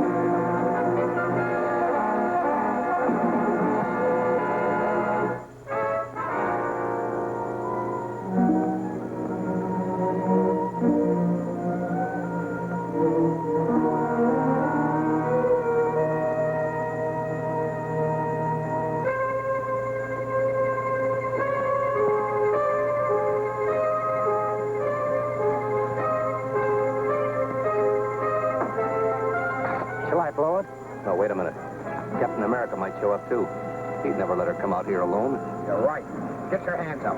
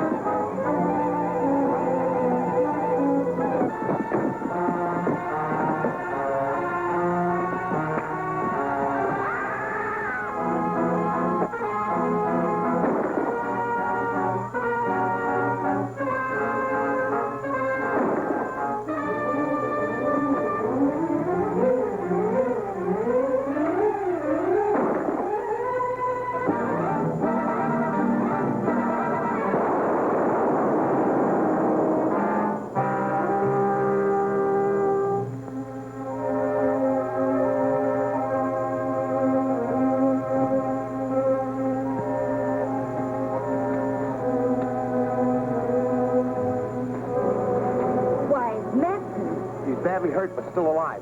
We'll have to get him to a doctor right away if we want to save him and find the Scarab. Bart Matson, who was captured last night by Captain America after a desperate fight, has been positively identified as the criminal who abducted Dr. Lyman and stole his world-famous life-restoring machine. Fatally injured in the battle, Matson is now in the home sanitarium on the verge of death. Attending physicians hope that he may revive sufficiently to speak. If he does, the district attorney is anxious to question him about that master criminal, the Scarab. Matson won't talk even if he is dying. I know that, but he's our most valuable man. If he dies, we'll have to change all our plans. No, we won't. As a matter of fact, I plan to get his body before it reaches the morgue. But Matson's dead body can be of no use to us. No. But restored to life it can. I'll make arrangements to recover the body. And when we do, I'll force Dr. Lyman to perform an experiment that will amaze even the district attorney. What's the latest on Matson? He's getting worse. The doctors have lost all hope of saving him. Oh, yes, Commissioner. Dr. Black just phoned me from the sanitarium. Matson is dead. I've ordered the guards removed, and the county morgue will pick up the body. Well, that's unfortunate. Matson's death robs us of the best lead we ever had to the Scarab. But the search must go on for Dr. Lyman. Put every available man on the job. Okay, Grant. We better go down to the sanitarium and talk to Dr. Black. It's just possible that Matson made some delirious remark, which may help us locate Dr. Lyman.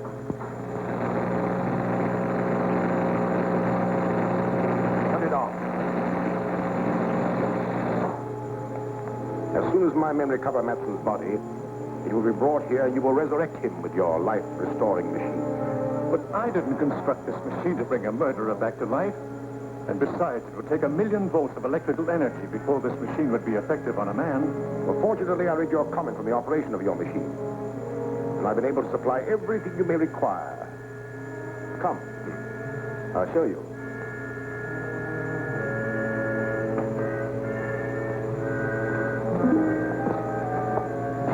Open up the panel.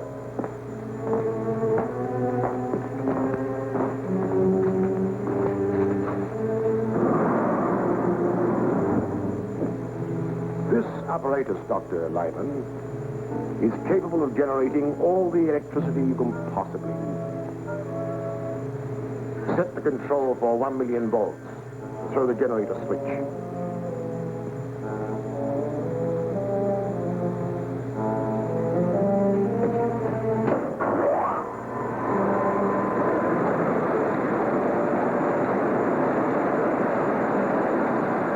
If you refuse to revive Matson, your last moments will be spent in there, Dr. Lyman.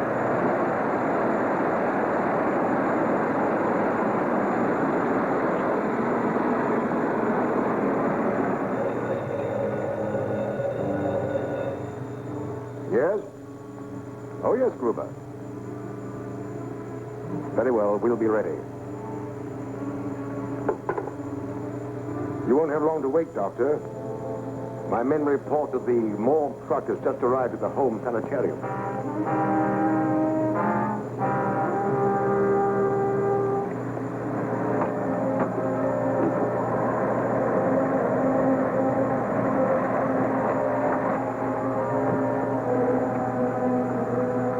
Hiya, Chief.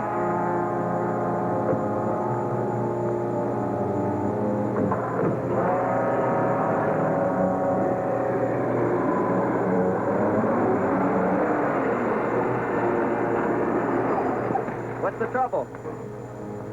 Get out. Open up the truck.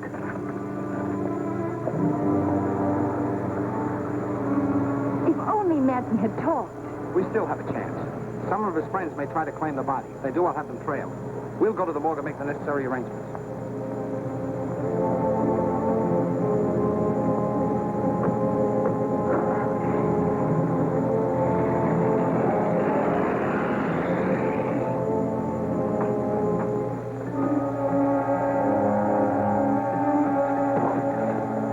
All right, you two. Start walking and don't look back.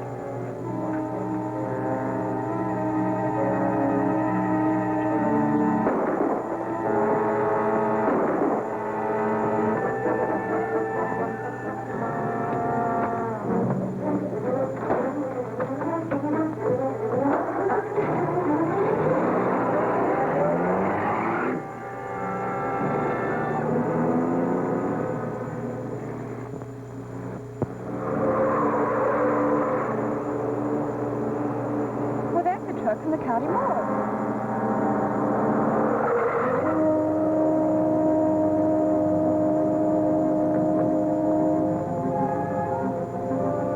Look out. Don't step there. Something written on the ground. 1D7744. That must be the license number of the killer's car. This man must have written it before he died. I'll have Davis check on that.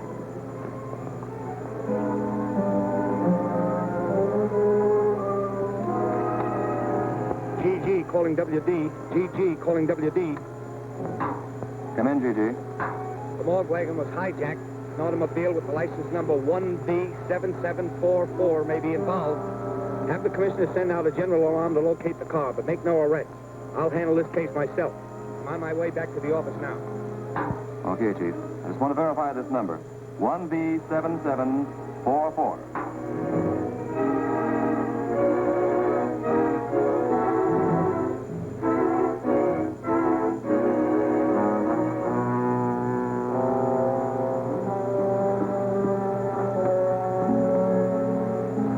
Get the machine ready.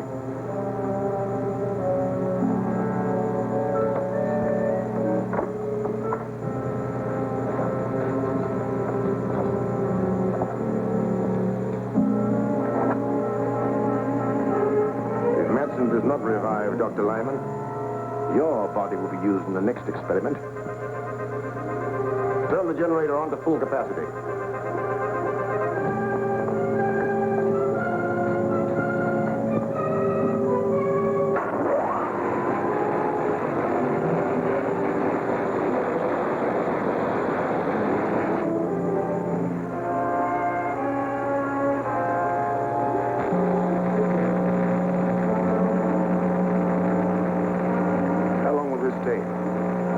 Well, it'll be some time before I'll know. This man has been dead for hours. The commissioner just phoned. That car belongs to the Electronic Researchers Limited. They've located it in front of the terminal building where that company has its office and shop. Fine. That's all I want to know.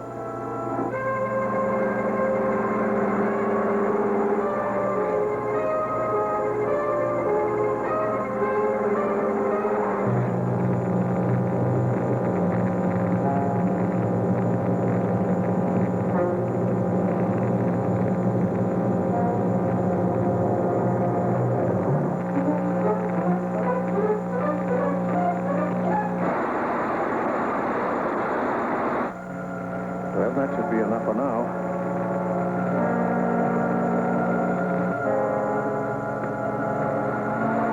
Shut off the generator.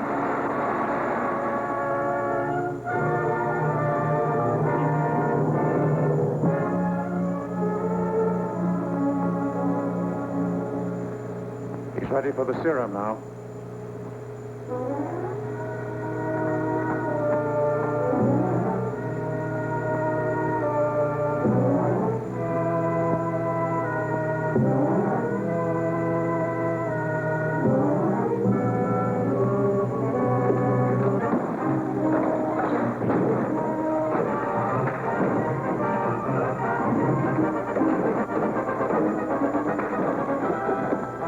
Captain America. How much longer will it take it to revive? Well, only a few seconds. But I hope by that time Captain America will have captured both of you.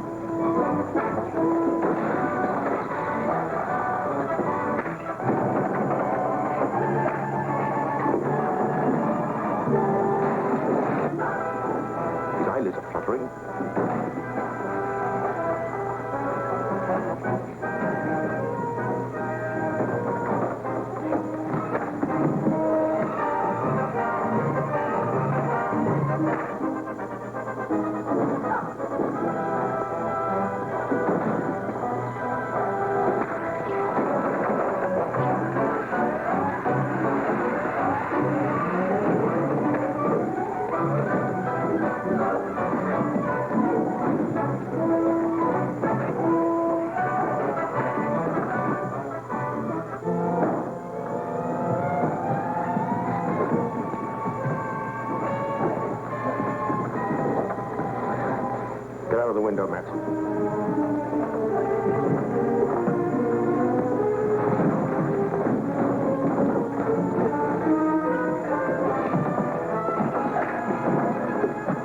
usually get down. Wait in my car in the alley.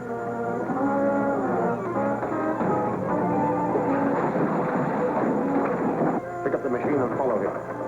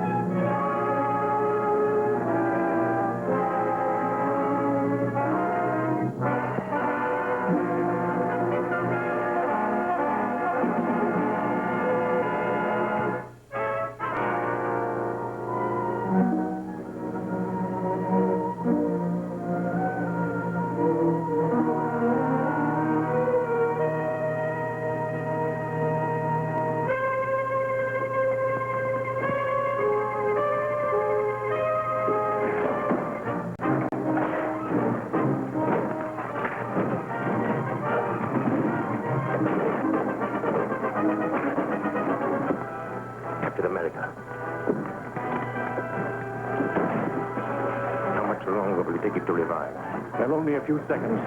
But I hope by that time Captain America will have captured both of you.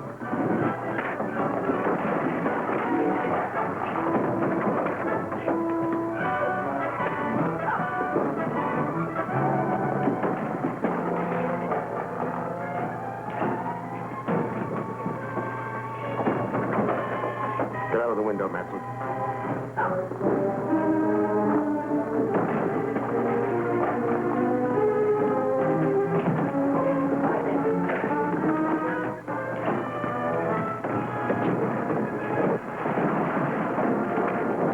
Machine and follow him.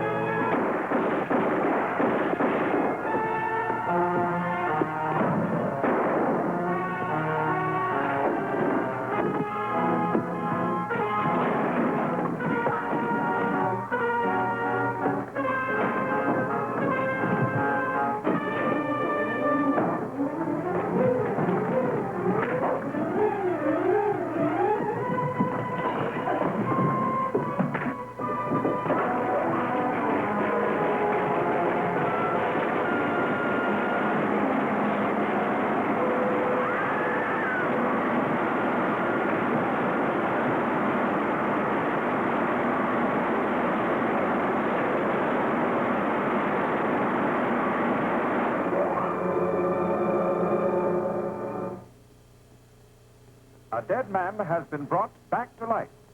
This astonishing news came from the district attorney's office today when it was announced here that Bart Matson, the notorious Scarab henchman who died yesterday, was resurrected by Dr. Lyman's life-restoring machine.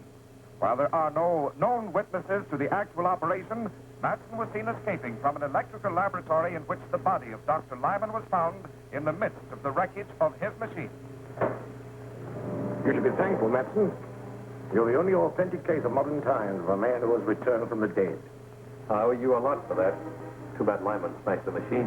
Yes, it's unfortunate. However, we've destroyed another enemy. Don't forget that Captain America turned Dirk over to the police. They'll slap a murder charge on him. Oh, I don't think so. The only witness is Captain America, and he can't testify without revealing his identity. If he does that, we should be compensated for the risk we are taking. Dirk might talk. They put the screws on. No. I'm taking all precautions. Our lawyer has gone to see him. He'll warn Dirk to keep silent.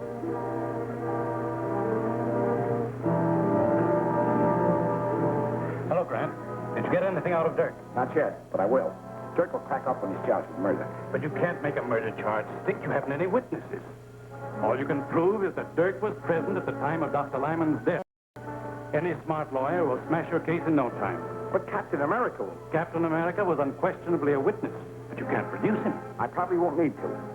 Dr. Lyman was abducted from his home along with his life-restoring device. His body was found beside the smashed machine. Now, if I can prove that Dirk was the unknown masked man who helped Matson with the abduction, I'll convict him of murder. But you can't prove anything. Gail Richards, your assistant, is the only witness who made a positive identification of Dirk as one of the abductors. Our unsupported testimony will not be sufficient in court. I may be able to back up Gail's testimony. There's still one more witness. May I use the phone? Help yourself. Get me Dr. Maldor at the Drummond Museum.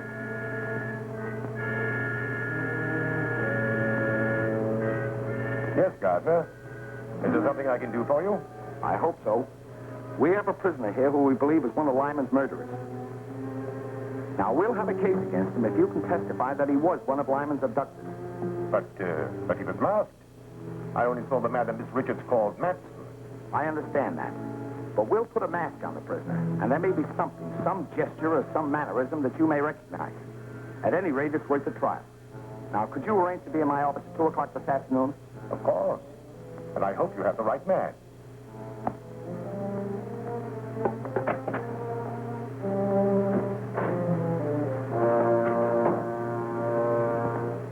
What news, Counselor? The district attorney is going to spring a surprise witness to identify Dirk as one of Dr. Lyman's abductors. I know all about that. I've just talked with the district attorney. As a matter of fact, I am to be the surprise witness. You? Excellent. That will knock that case into a cocked hat. I'll get a habeas corpus. On the contrary, I shall identify Dirk as being one of the abductors. Identify him? Well, you can't do that. Dirk will squeal. If he thinks he's being framed to take a murder rap, he'll tell everything he knows. Exactly. He's become a danger to my organization. I've devised a little plan that will take care of him and the district attorney at the same time. Return to Dirk at once. Tell him he'll be released if he obeys my instructions implicitly. I'll be present when he's brought into the district attorney's office, and... Miss Richards says when Matson attacked you, tore off his mask. That is true. But neither of us saw the face of the other man. The man you're about to see is wearing the same mask you took from Matson. Miss Richards has identified him. We hope you can corroborate her testimony. All right, Davis, bring him in.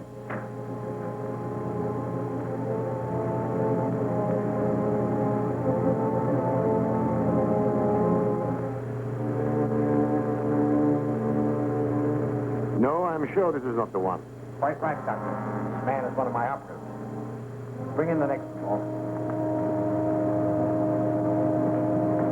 You understand, Doctor, we've got to be absolutely sure. We don't want your judgment influenced by your friendship for Lyman. Of course. My opinion will be without prejudice, I assure you.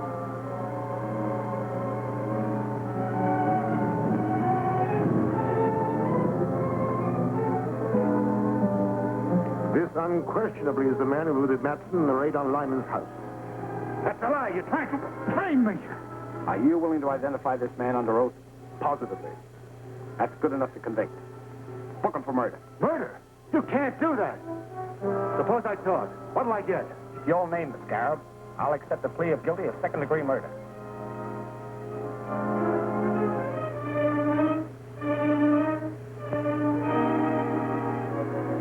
All right. Scarab was Dutch Lyman himself. Oh, that's preposterous. The man's crazy. Lyman was a soul of honor. He might just as well accuse me of being the Scarab. That trick won't work. You can't save your neck by accusing a dead man. It's true. Lyman was using his machine to bring Matson back to life. Why did Matson kill him? How can I tell what a man will do who has just been resurrected from the dead? We'll have to have more evidence than just your word. I can prove it, but I won't talk before this guy, whoever he is. All right. If you'll excuse us, Doctor, and thanks for your help. Glad to give it. Glad.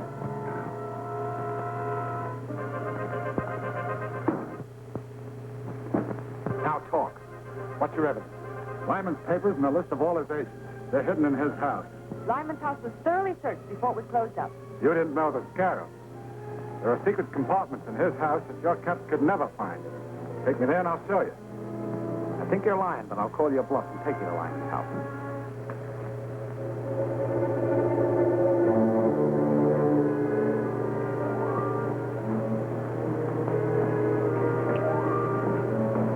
See that you don't fail this time. The Dirk has served his purpose and is of no further use to us. He and Gardner must be destroyed. Leave it to me. I'll drop them the minute they come through the door. Not quite so quickly.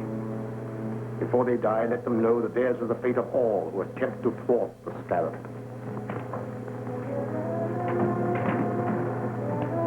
DA is driving up in front with Dirk. Good. I'll wait in the car.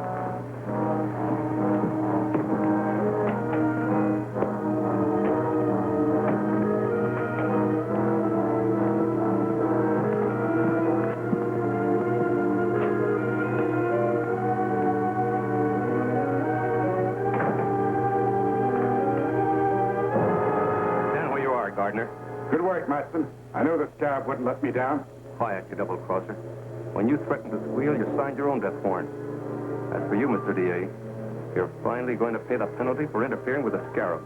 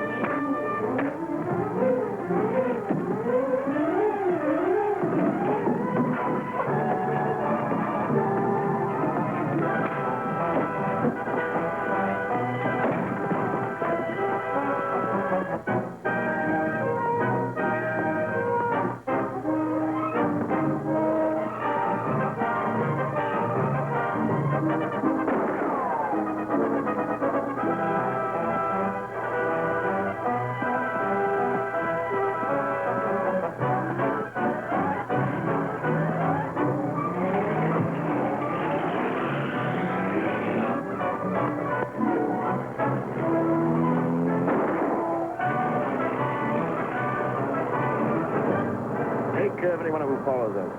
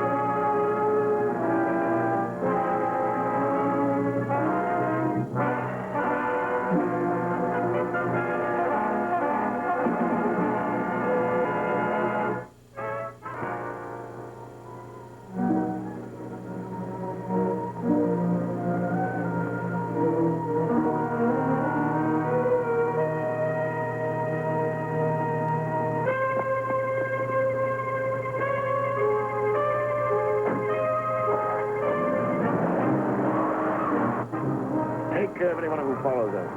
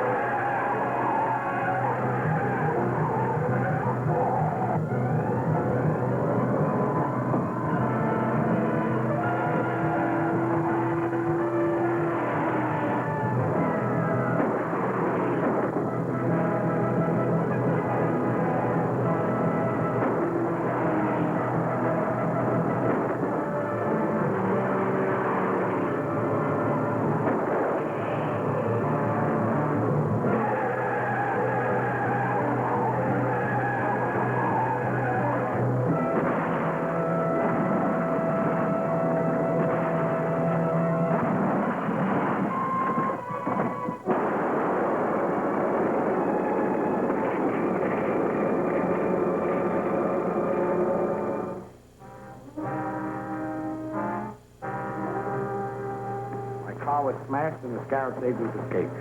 G.F. Hillman, the railroad president's on the phone, Chief. He's calling by a radio phone from his private car on the Westland Limited. Hillman? Wasn't he one of the principal backers of the Mayan expedition? That's right. I'll take the call here.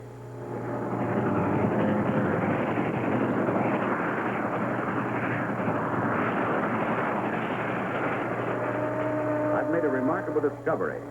A clay tablet which I received from the last Mayan expedition was dropped and broken yesterday and exposed a copper plaque etched in Mayan symbols. It's a portion of a map showing the location of the fabulous Temple of Emeralds in the lost city of Zada. That's a dangerous discovery, Mr. Hillman. The Scarab will stop at nothing to obtain that map. That's why I'm calling you. A duplicate stone tablet, undoubtedly containing the missing portion of this map, was given to Dr. Maldor, curator of the Drummond Museum. You both must be protected. Not a word about this to anyone. I'll arrange reservations for you at a quiet hotel. Plainclothesmen will meet you at the depot and escort you there. Meanwhile, I'll contact Dr. Maldor and warn him.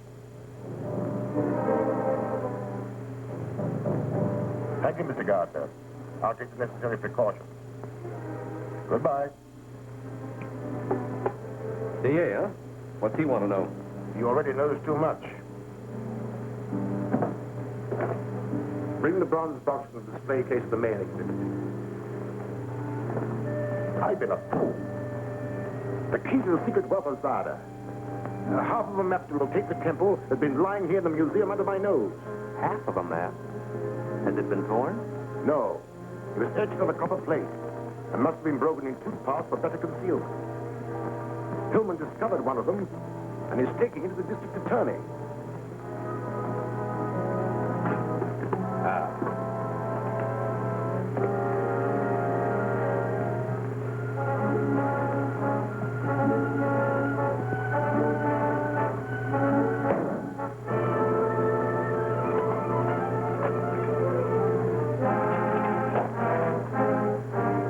That's it, all right. It's worthless without Hillman's half. Of course. But I can overcome that difficulty. I shall discover Hillman's whereabouts through my good friend, District Attorney Gardner. Come in. Dr. Maldor, you shouldn't have come here without proper police escort. I warned you. Your warning came too late. I investigated the Mayan exhibit as soon as I heard from you. This case has been opened and looted. It contained the tablets referred to by Hillman. Any indication how the thief got in? Not a sign. Who has handled this case? Only as my assistant, Gruber, and myself. Well, have a seat, Doctor. I'll have Davis check this completely for me.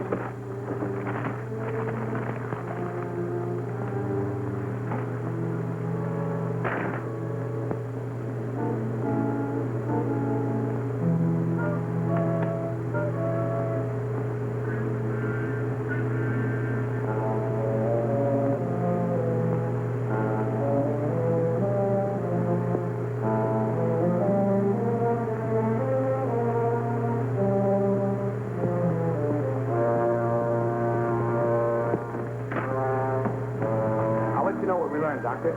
Meanwhile, I'll have the police search the museum for additional clues. Fine. And you tell Hillman what happened? Yes, I'll phone him right away. Now, if you'll excuse me, Doctor? Why, certainly. Goodbye.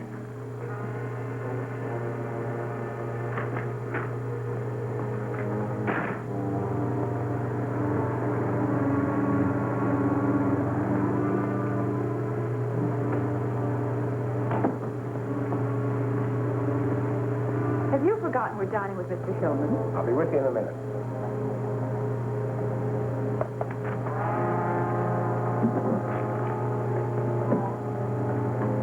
All right, let's go. Hello? Yes? I'll bring them over right away. Commissioner, he's just received a police report on the museum robbery and wants all confidential files brought to him immediately. I'll have to go back to the office and pick them up. But what about our dinner engagement? You go ahead. I'll try to join you later.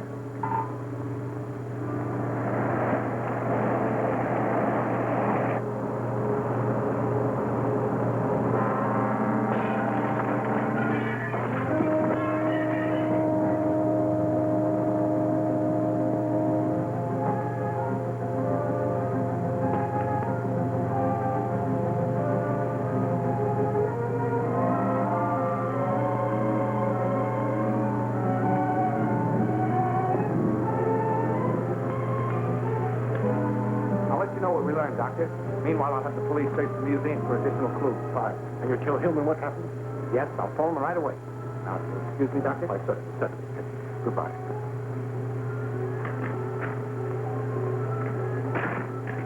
Get me Mr. Hillman, Hotel Metropole, Suite 504.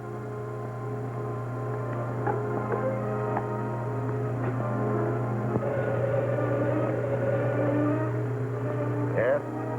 Here's your information. Metropole Hotel, Suite 504. That's all we need. Leave the jewel at the Scarab and clear out fast. Hillman at the Hotel Metropole, Suite 504. You know the plan. Get started. Yes.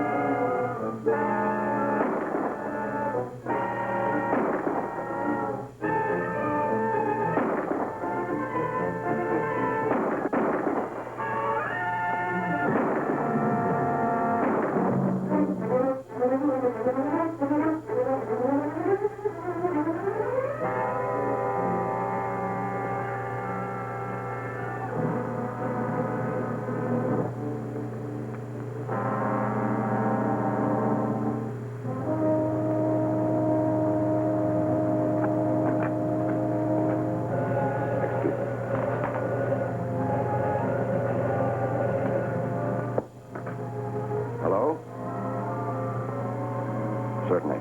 Mr. Gardner wants you. Thank you. Clancy speaking. One of the Scarab's men just broke into my office. I don't know what he was after, but it probably means they're trying desperately to find Hillman. So be especially careful. I'm coming right over.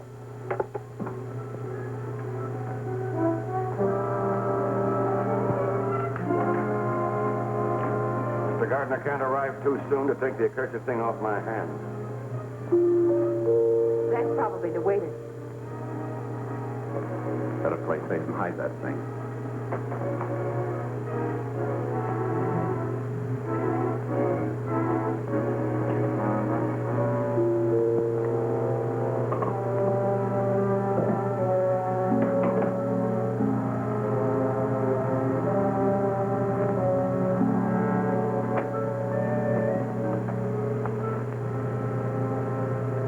Sorry, Bud. Just a formality. Go in.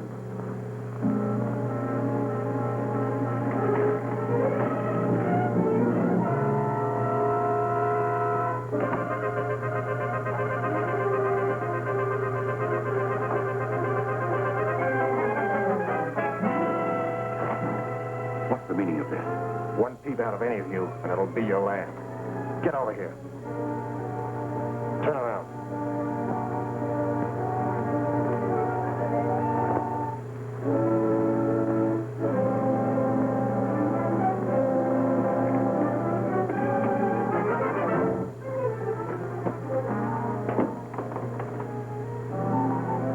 Tie up the copper and that girl.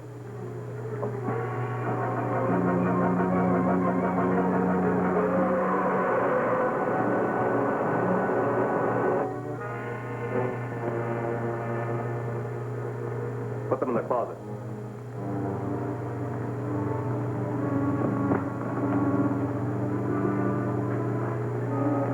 Now, Mr. Hillman, the Scarab wants the other half of the treasure map. You may tell the Scarab I'll not aid his murderous plans, even at the risk of my life. It's not only your life that's at stake. Take care of those two.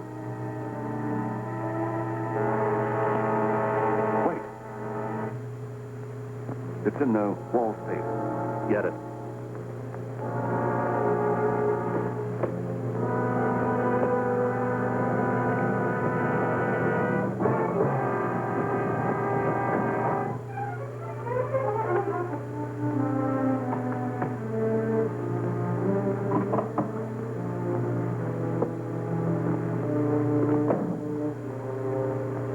Watch him. If he tries any trick, let him have it.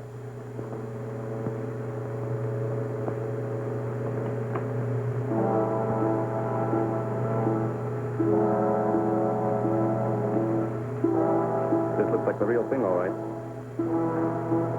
Now, we're taking you to a nice, quiet place where you can decipher both pieces of this map for us. We'll go out the service entrance. Take a look in the corridor and see if it's clear.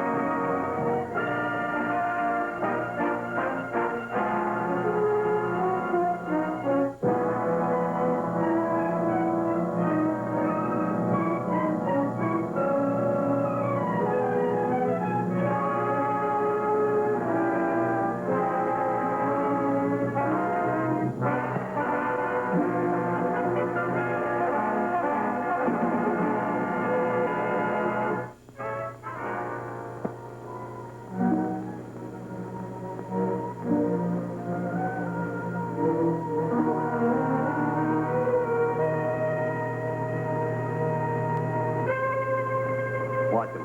If he tries any trick, let him have it.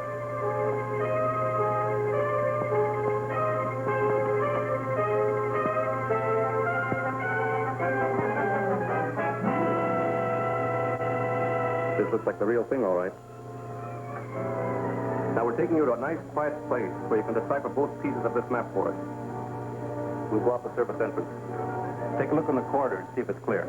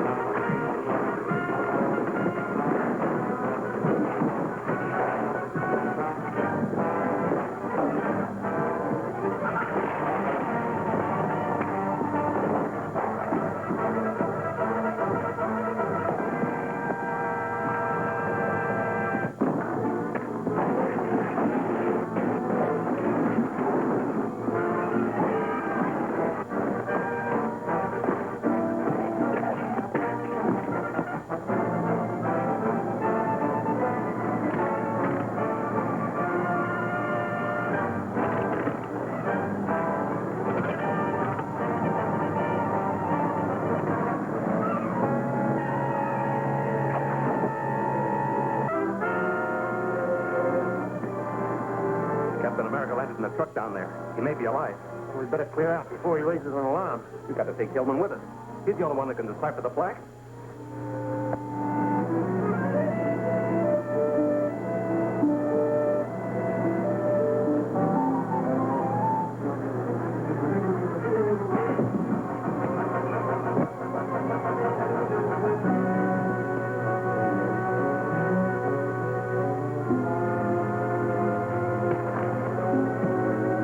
You're coming with us. If anyone tries to stop us, you'll be the first to get it.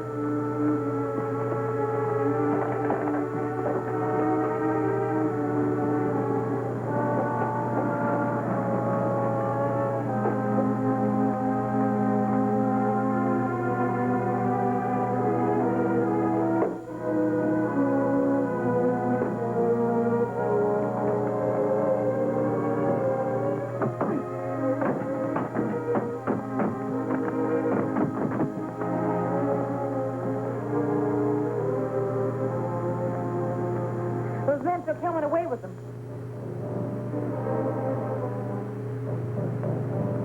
Captain America tried to trail us, but we lost him. So Hillman is resting comfortably at the farm. He'll be in shape to talk by morning. I wonder how Captain America found out we were at Hillman's hotel. I think I know. One of my agents reported that the man we sent to the district attorney's office for the electro recorder was killed. His body's in the morgue. And the DA must have the electro recorder with your voice on it. The sound was recorded on a magnetic wire. And when it was played back, all sound was eradicated. There was no identifying mark on the mechanism. We have nothing to worry about from the district attorney.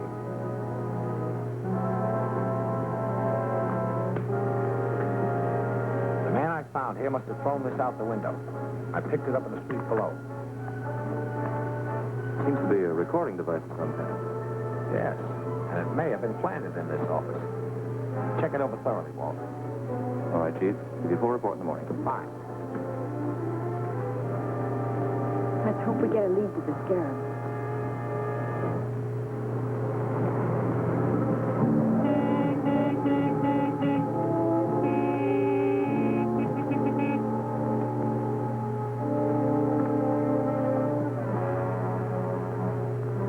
It's Matson, and the Scarab is with him.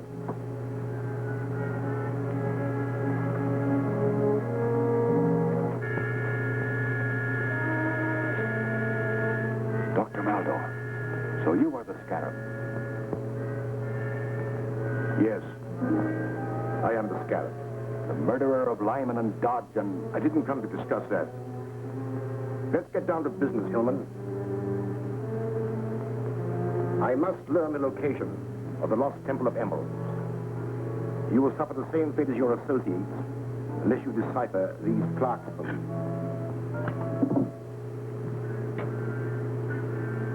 I won't do it. You will never get your criminal hand to that fabulous wealth. You're very headstrong. But there are ways of making you talk. Tie him up to that chandelier.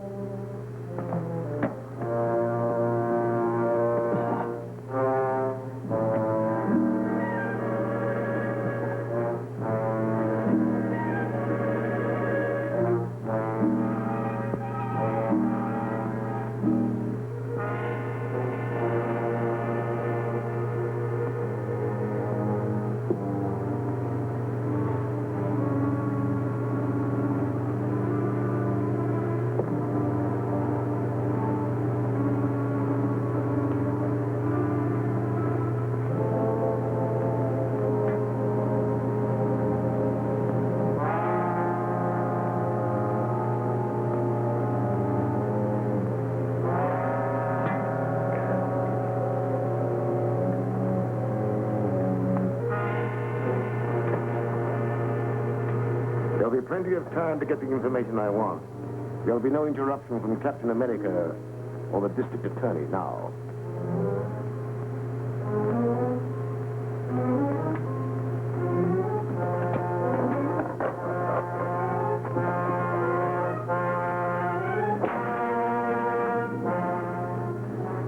What'd you find out? Well, there were no identifying marks on the parts, but I found a fingerprint on one of the magnetic coils. Good. Now we're getting somewhere. Definitely. I identified the fingerprint as that of Ed Graham. He runs a radio repair shop at 32 South Street. Here's his record. Arrested 3 times on suspicion of robbery and receiving stolen goods. Dismissed each time for lack of evidence. Well, this time we really have some evidence. I hope it helps us find Hillman. We'll soon find out. I'll force Graham's hand before he learns we have a fingerprint to convict him. Get in touch with the chief operator at the telephone company. Have her cut into the line at Graham's radio shop.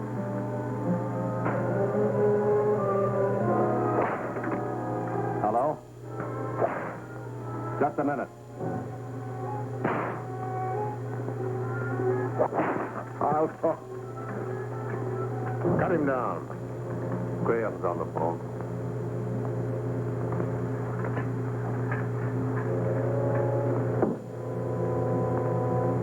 Yes, Graham, what is it? The district attorney dropped in with that electro recorder. He couldn't figure it out. I told him I'd never seen anything like it. Was he suspicious? I don't think so. He just seemed to be checking around the radio shop. All right. Let me know if you find out anything else.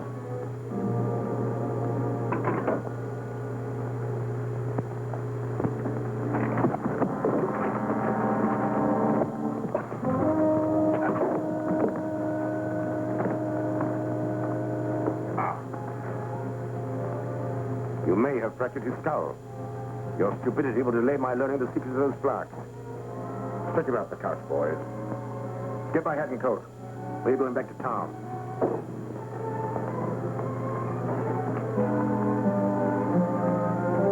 Yes, officer.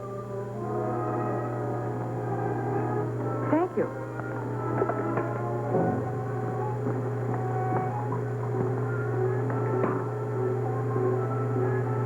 Calling Grant Gardner. Calling Grant Gardner. Yes, Gail, come in.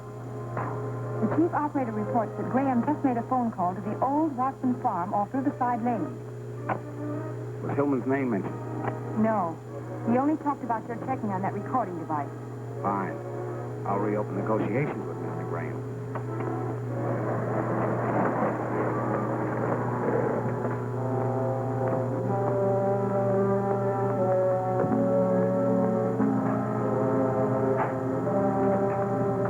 You're under arrest. What for? For manufacturing that recorder. Your fingerprint was found on a coil. All right, I made it. I sold it to a stranger. Yes. The stranger you just called at the Watson farm. How'd you find out? Never mind that. You better talk and talk fast. Is Hillman at that farm? Get around behind here.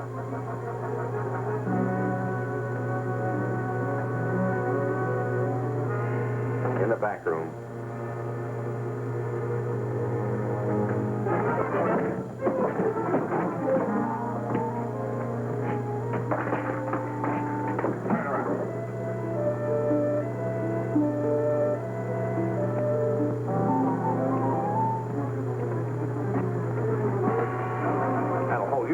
now. I'm going to investigate that farm.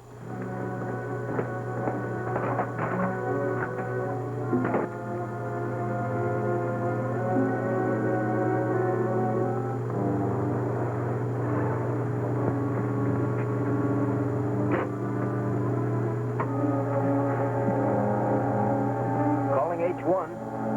Calling H1. Mrs. Graham, calling H1. Come in, Graham. This is Gruber. The DA's got me tied up in my shop. He's on his way to the Watson farm. Warn the Scarab. I'll phone the farm. Then I'll send someone down to relieve you.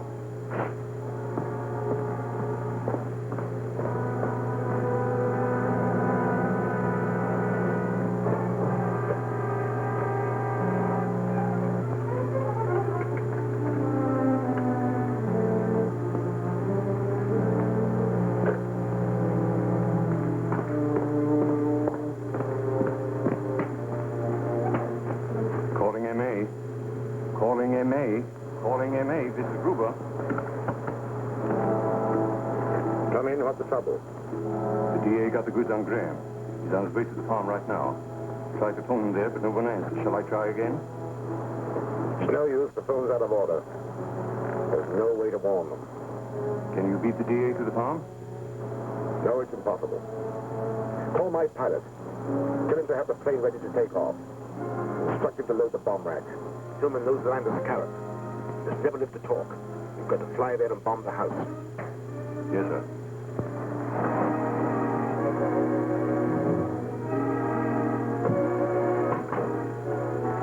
I'd better phone headquarters.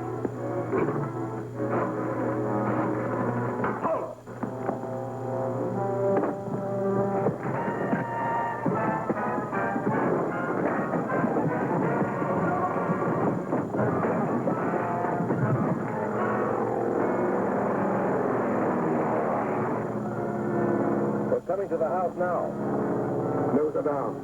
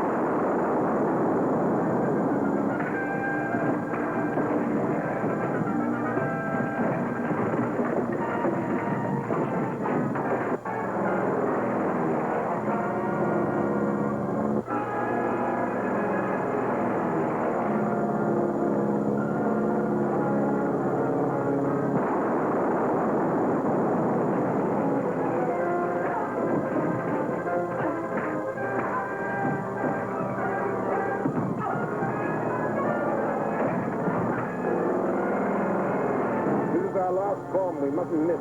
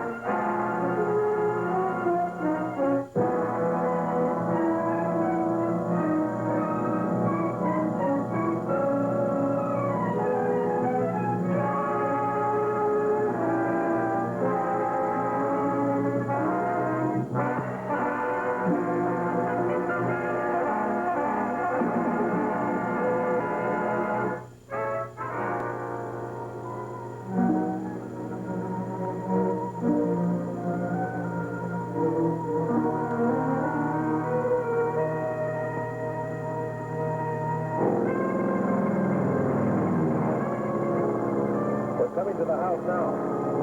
Close it down.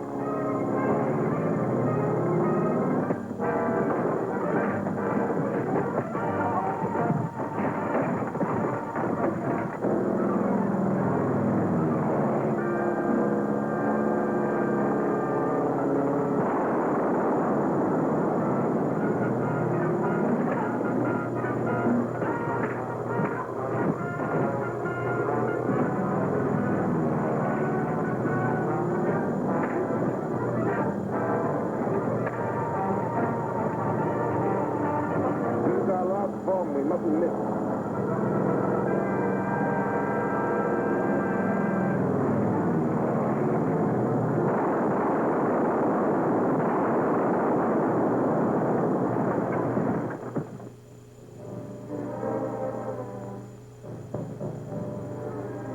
T.S. Hillman, wealthy railroad president, was rescued today by Captain America from the Scarab's agents, who bombed a farmhouse where he was being held prisoner.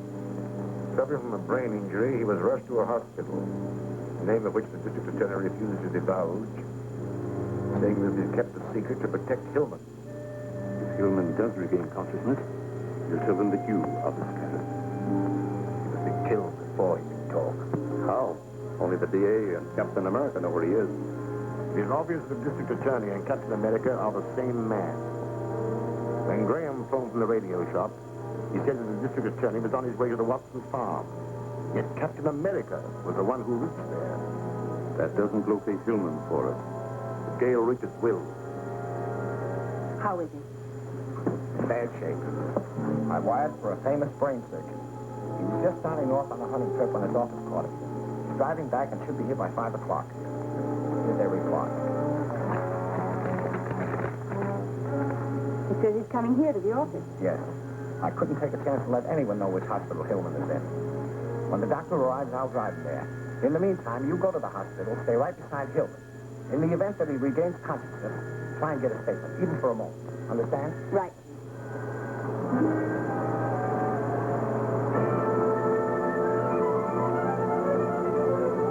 Keep quiet and drive where I tell you. Where to? The Drummond Museum.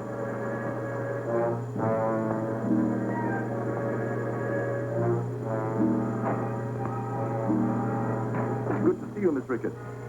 Be seated. Dr. Maldor, why was I brought here? Perhaps this will explain. It explains a lot. You're the Scarab. Yes. It's your misfortune that I had to let you know. But I need some information. Sit down.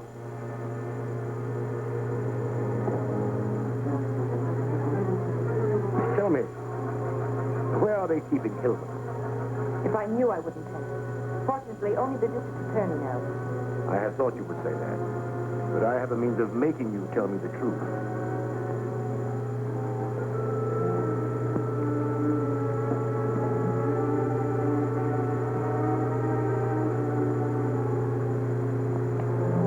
This contains an extract brewed from a jungle flower, which is a very efficient truth serum. Under its influence, you will tell me anything I want to know. Unfortunately for you, the effects never wear off, and you will spend the rest of your life in an insane asylum, a hopeless idiot. And now, Miss Richards. Wait. Go ahead, Miss Richards. And I warn you to tell the truth. I don't know which hospital Mr. Hillman is in, but the district attorney has wired for a brain surgeon. We're driving here in his car. He will arrive at the office at 5 o'clock. From there, he's to be taken to the hospital. What is the surgeon's name? Dr. Rodlam Barrack. Spell it. R-O-D-L-A-M-B-A-R-A-C-S. Contact Agent 33. Tell him to use this name and to go to the district attorney's office. Mr. Gardner, I'm Dr. Rodlam Barracks. How do you do, Doctor? Won't you have a chair? Thank you. You arrived earlier than I expected. I know. I received your wire about Hillman, and instead of driving all the way, I managed to charter a plane. That was very thoughtful of you. In a case like this, time is important. Has Hillman regained consciousness? Sorry, no. That's alarming. I'll have to make an examination at once. Which hospital is he in? The Crestview on Woodlawn Avenue. My associate's waiting for my call. May I use your phone? Certainly. I'll dial it for you. What's the number? Oh, 2643.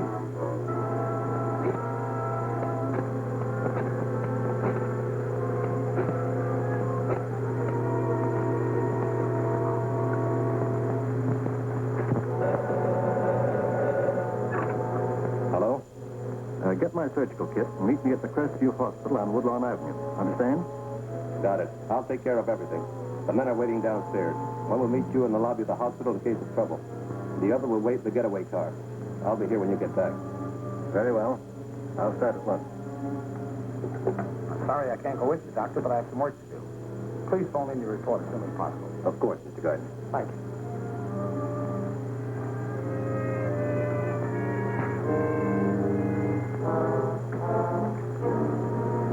What's up? That man's an imposter. Only Gail and I knew I'm expecting a brain surgeon, and the man I wired for is Dr. George Thomas. Then Gail is in trouble. Exactly. But there's a chance to find her. I gave him the name of the wrong hospital. I want you to phone the commissioner. Ask him to send a raiding party to the Crestview Hospital and pick up Dr. Rodman Barracks and whoever's with him. Meanwhile, I'm going to trace that phone call he made.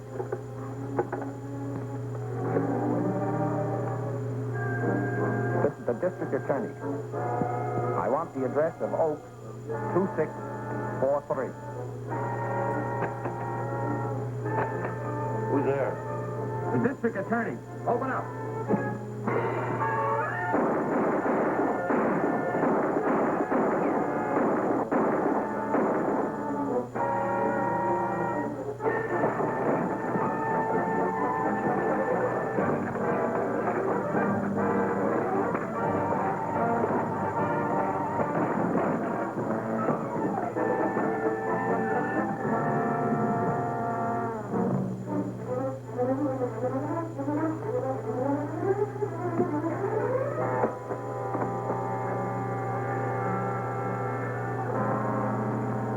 Where's Miss Richards? How would I know? You know, all right. And about that phony surgeon, Rodman Barracks, too. Phony? Well, the girl told us that. She gave you the wrong name. She made this one up to warn me. And at the same time to tell me that Maldor is a Scarab. Maldor? Crazy. Hey, how could she do that? Rodman Barracks is Maldor Scarab spelled backwards. See? S-C-A-R-A-B. M-A-L-D-O-R. Maldor is a Scarab. When Maldor finds out she double-crossed him, he'll kill her. She'll have a horrible death. Well, you know what he'll... Get out. He won't find it out in time. Yes? The whole thing was a trap. The cops were waiting at the hospital. Got the others. I just managed to escape. Hold the car there for a fast getaway. We'll be out as soon as we dispose of the girl.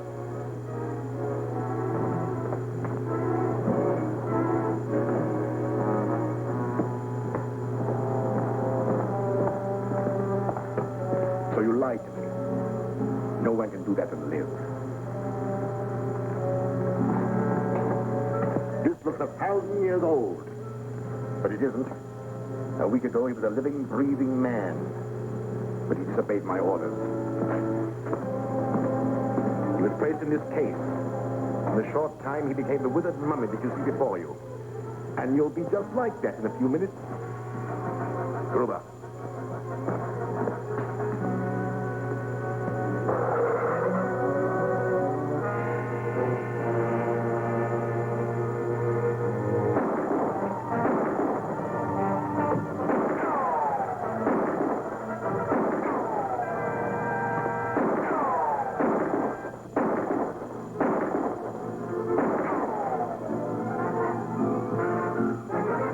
Get our valuables together while you connect the mummifying gas. I'm afraid the district attorney will hardly recognize Miss Richards when he finds a withered mummy.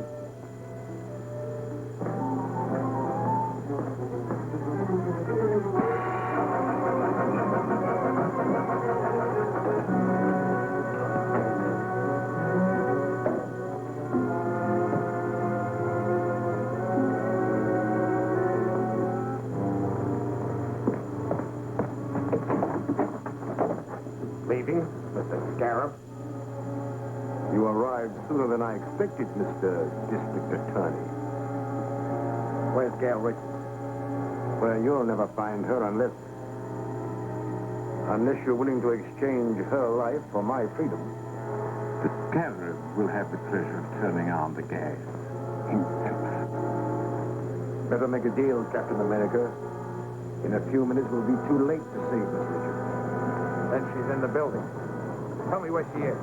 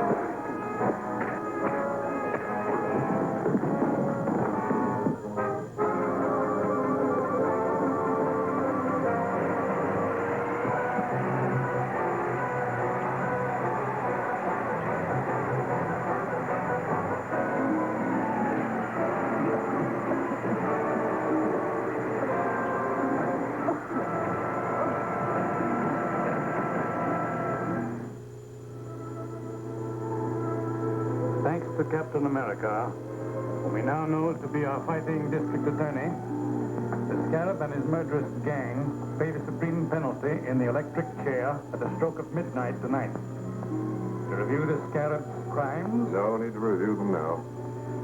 These convictions definitely prove the crime doesn't pay. I want to say that the people of this city owe a great deal to you, Mr. District Attorney, Captain America. Thank you. But we owe a great deal more to Gail. Her cleverness took me off the Scarab's identity. But Captain America arrived in time to capture the Scarab.